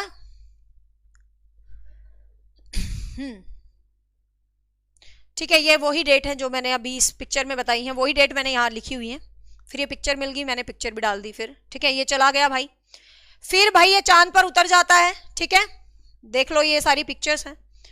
फिर ये प्राउड मोमेंट है जय हिंद वाला, है ना, अच्छा लग रहा है ना। वैसे चैप्टर कितना इंटरेस्टिंग लग रहा है यार पढ़ाने में, मुझे भी मतलब मजा आ रहा है यार पढ़ाने में, ऐसा लग रहा है, फील आ रहा है थोड़ा थोड़ा, है ना। हाँ, अब ये चांद पर उतर गया भाई, फिर इसने चांद की तस्वीरें भेजना शुरू कर दी है। धरती पर बैठे लोगों को ऐसा दिख रहा था कुछ, ठीक है, धरती पर बैठे लोगों को कुछ ऐसा दिख रहा है, लेकिन असली में ऐसा है चांद, है ना। अब जो गाने गाते हो ना, चांद सी महबूबा होगी कब मैंने ये सोचा था, चांद इतना खूबसूरत नहीं है जितना तुम्हें दिखता है ना। जो तुम गानों में गाते हो ना, चांद सी महबूबा, मेरी बीबी तो चांद जैसी है, मैं तो चांद का टुकड़ा ढूंढ के लाऊंगी अपने छोरे के लिए। अब तुम देख लो ये चांद कैसा है, ये चांद की पिक्चर देख लो, चांद में कितने गड्ढे हैं, चांद में कितने दाग हैं, ये देखो, हैं। जो तुम बोलते हो चांद सी महबूबा ढूंढ के लाऊंगी अपने बच्चे के लिए, मेरी घरवाली तो चांद सी है ना, मेरा सोना चांद घर आया। अब ये देख लो सारी चांद है। हाँ, तो ये चांद की भाई पिक्चर भेजी, फिर आगे जो खोज शोध देख लो, ये है चांद, ये इसरो की ऑफिशियल पिक्चर है भाई, चांद की इमेज, ये है चांद, देख लो जिसमें कितने गड्ढे हैं, पता नहीं क्या क्या है। ये चांद की शक्ल वाली तुम्हारी महबूबा आने वाली है सबकी, देख लो, पढ़ लो नहीं तो, है ना। चलो आप कुछ पहले ये बताओ, यहां तक चंद्रयान 3 मिशन सबको समझ आ गया, फटाफट बताओ, सबको चंद्रयान 3 मिशन समझ आ गया। I have tried my best to make you understand this concept. अब हम इससे रिलेटेड क्वेश्चंस कर लेते हैं जो आपको एग्जाम में देखने को मिलने वाले हैं। ये क्वेश्चन है जागरणजोश.com, जो पहले जागरण अखबार भी आता था, अखबार के भी एक पेज में आते थे, लेकिन अब इन्होंने ऑफिशियल वेबसाइट बना दी। उम्मीद करती हूँ ये मुझे किसी भी तरीके का कॉपीराइट ना दे, क्योंकि भाई मैं तो सिर्फ अपने बच्चों में शिक्षा की ज्योति जगाना चाहती हूँ। पर मुझे नहीं लगता जागरणजोश.com तो पढ़ाने के लिए ही होता है, तो कोई कॉपीराइट नहीं आएगा वीडियो पे, है ना। बट मैं वैसे बता रही हूँ, जागरणजोश.com स्टूडेंट्स को पढ़ाने के लिए ही होता है, तो मैं इसलिए बोल रही हूँ कि तुम भी यहाँ से पढ़ सकते हो, काफी अच्छे करंट अफेयर है इनके। जागरण अखबार आता था पहले, हम अखबार के पुजारी हुआ करते थे, अब वेबसाइट आ गई, सीधी सी बात है। हाँ ठीक है, चलो आप करते हैं फटाफट से क्वेश्चंस का आंसर, तुम खुद दोगे क्वेश्चंस का आंसर। लैंडर का नाम क्या है, लैंडर का नाम क्या है? विक्रम। ठीक है, क्वेश्चन का आंसर तुम खुद दोगे, मुझे लगता नहीं मुझे क्वेश्चन के आंसर देने पड़ेंगे। Which space agency in the world has launch Chandrayaan 3? कौन सी एजेंसी है जिसने चंद्रयान 3 को लॉन्च किया है? फटाफट बता दो। नासा है, रोस्कोमस है, इसरो है, जाक्सा है। आंसर आप करेंगे, मैं नहीं करूंगी। ठीक है, हाँ फटाफट। तो इसरो है। इसरो का फुल फॉर्म क्या है? Indian space research organisation. Next है, who is the project director of the India moon mission? India moon mission के प्रोजेक्ट डायरेक्टर कौन है? Very very very very important question. ठीक है, इंडिया मून मिशन के, India Chandrayaan mission के director कौन है? ये क्वेश्चन जो मैं करवा रही हूं पेपर में, इनमें से क्वेश्चन आएंगे। कौन है भाई? तो डायरेक्टर है ये, इसका नाम है पी वीर मुथवल। ठीक है, पीर विल मुथवल्स, ये इनका नाम है। थोड़ा सा अजीब सा नाम लग रहा है मुझे। ठीक है, तो ये इनका नाम है भाई। ये जो है अपने पर्सन है जो कि क्या है, वीर मथुवेल। ठीक है, पी वीर मथुवेल। ठीक है, तो ये कौन है? Moon man of India. आप इनको क्या कह सकते हो भाई? परियोजना अध्यक्ष, डायरेक्टर। ठीक है, डायरेक्टर ऑफ चंद्रयान 3, परियोजना अध्यक्ष ऑफ चंद्रयान। देखो, दो क्वेश्चन है, ध्यान से सुनना। किसकी अध्यक्षता में चंद्रयान लॉन्च हुआ? सोमनाथ जी, जो कि इसरो के चेयरमैन हैं। इसरो के चीफ हैं एस सोमनाथ, जिनकी अध्यक्षता में ये लॉन्च हुआ। लेकिन इसके अध्यक्ष कौन है? चंद्रयान 3 के अध्यक्ष कौन है? तो क्वेश्चन का डिफरेंस समझ लेना, वीर मुथेवेल। ठीक है, तो क्वेश्चन इंपॉर्टेंट है, याद रखेंगे। What is the primary objective of Chandrayaan 3? Chandrayaan 3 का प्राइमरी ऑब्जेक्टिव क्या था? सबसे पहला उद्देश्य क्या था? तो सबसे पहला उद्देश्य तो बस सॉफ्ट लैंडिंग करना था साउथ पोल पर। ठीक है, to make the soft landing on the south pole, south pole पर सॉफ्ट लैंडिंग करना इसका पहला उद्देश्य था, जो कि पूरा हुआ। नेक्स्ट है, at what time and date did Chandrayaan 3 launch? Chandrayaan 3 किस टाइम और किस डेट पर लॉन्च हो गया था?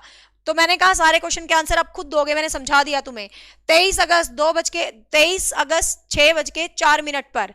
ठीक है, थैंक यू सो मच रानी, तुम्हें बहुत अच्छा समझ आ रहा है, मेरा पढ़ाना वसूल हो जाता है। What is the name of the rover? Chandrayaan के रोवर का नाम क्या था? बुद्धि का नाम क्या था? रोवर का नाम क्या था? फटाफट से कमेंट करके बताओ। ठीक है, वो आंसर बिल्कुल ठीक है अंजू। प्रज्ञान, तो उसका नाम क्या था भाई? प्रज्ञान। प्रज्ञान याद रखेंगे, उसका नाम क्या था? प्रज्ञान। नेक्स्ट है, what is the budget of Chandrayaan 3? Chandrayaan 3 का बजट क्या था? तो चंद्रयान 3 का बजट 615 करोड़।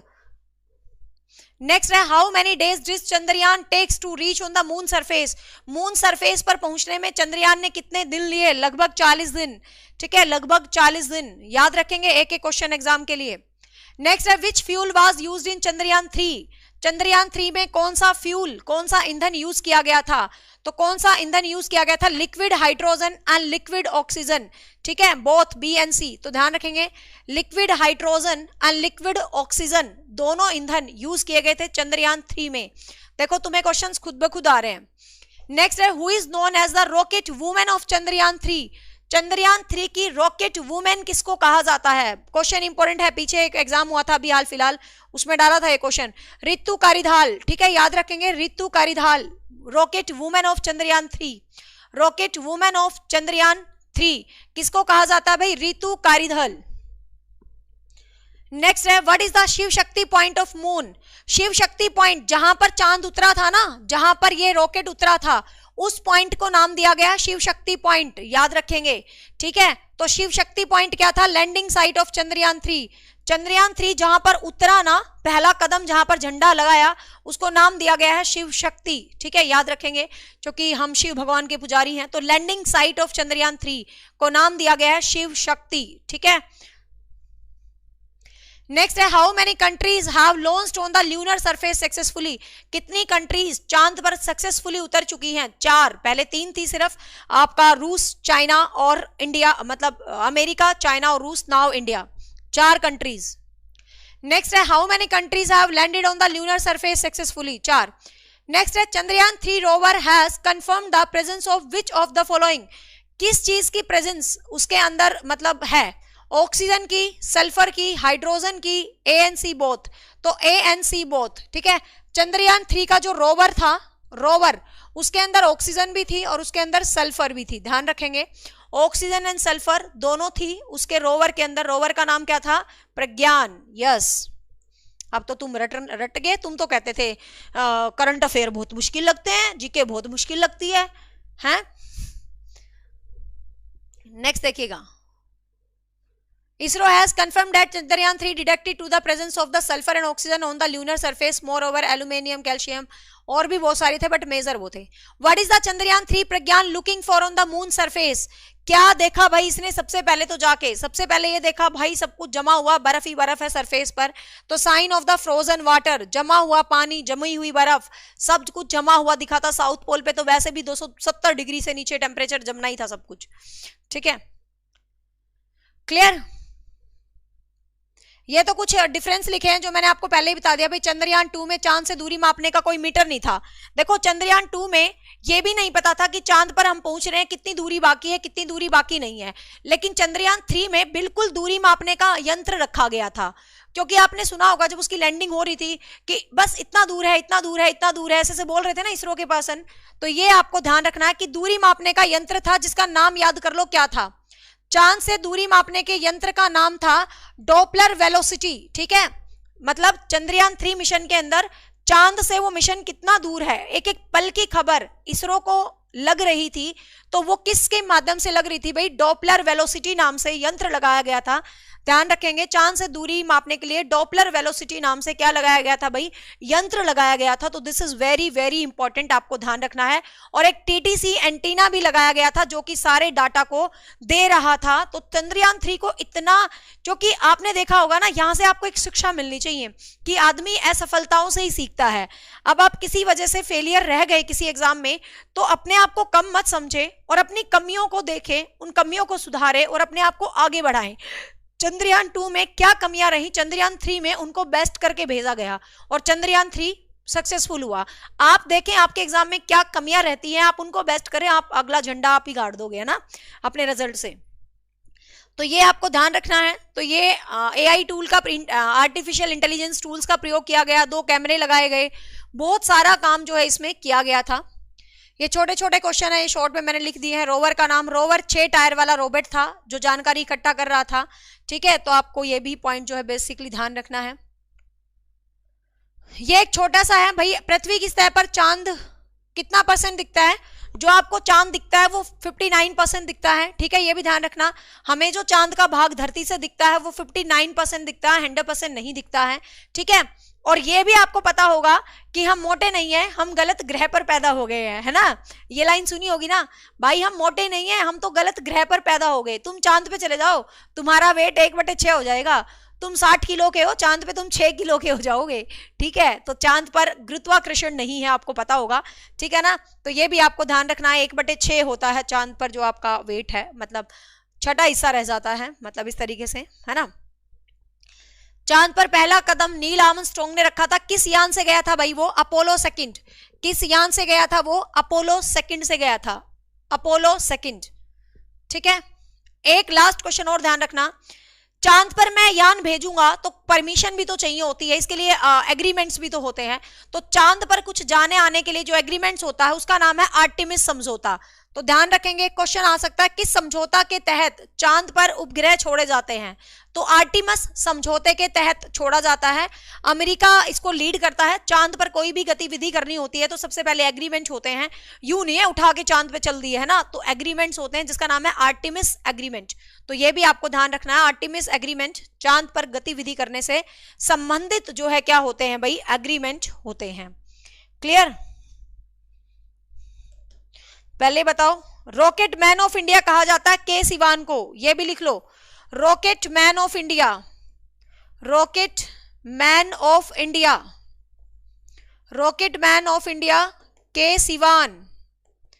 चंद्रयान 3 के अध्यक्ष वीर मथुवेल, इसरो के अध्यक्ष Somnath ji. Rocket man of India के Sivan, rocket women of India Ritu Karidhal. ठीक है, मुख्यालय कहां पर है इसरो का? बेंगलुरु में. ठीक है, सो भाई फटाफट बता दो. मुझे लगता है कि I have try my best to make you understand this chapter. ठीक है, सो ये था अपनी जीके की क्लास नंबर 4.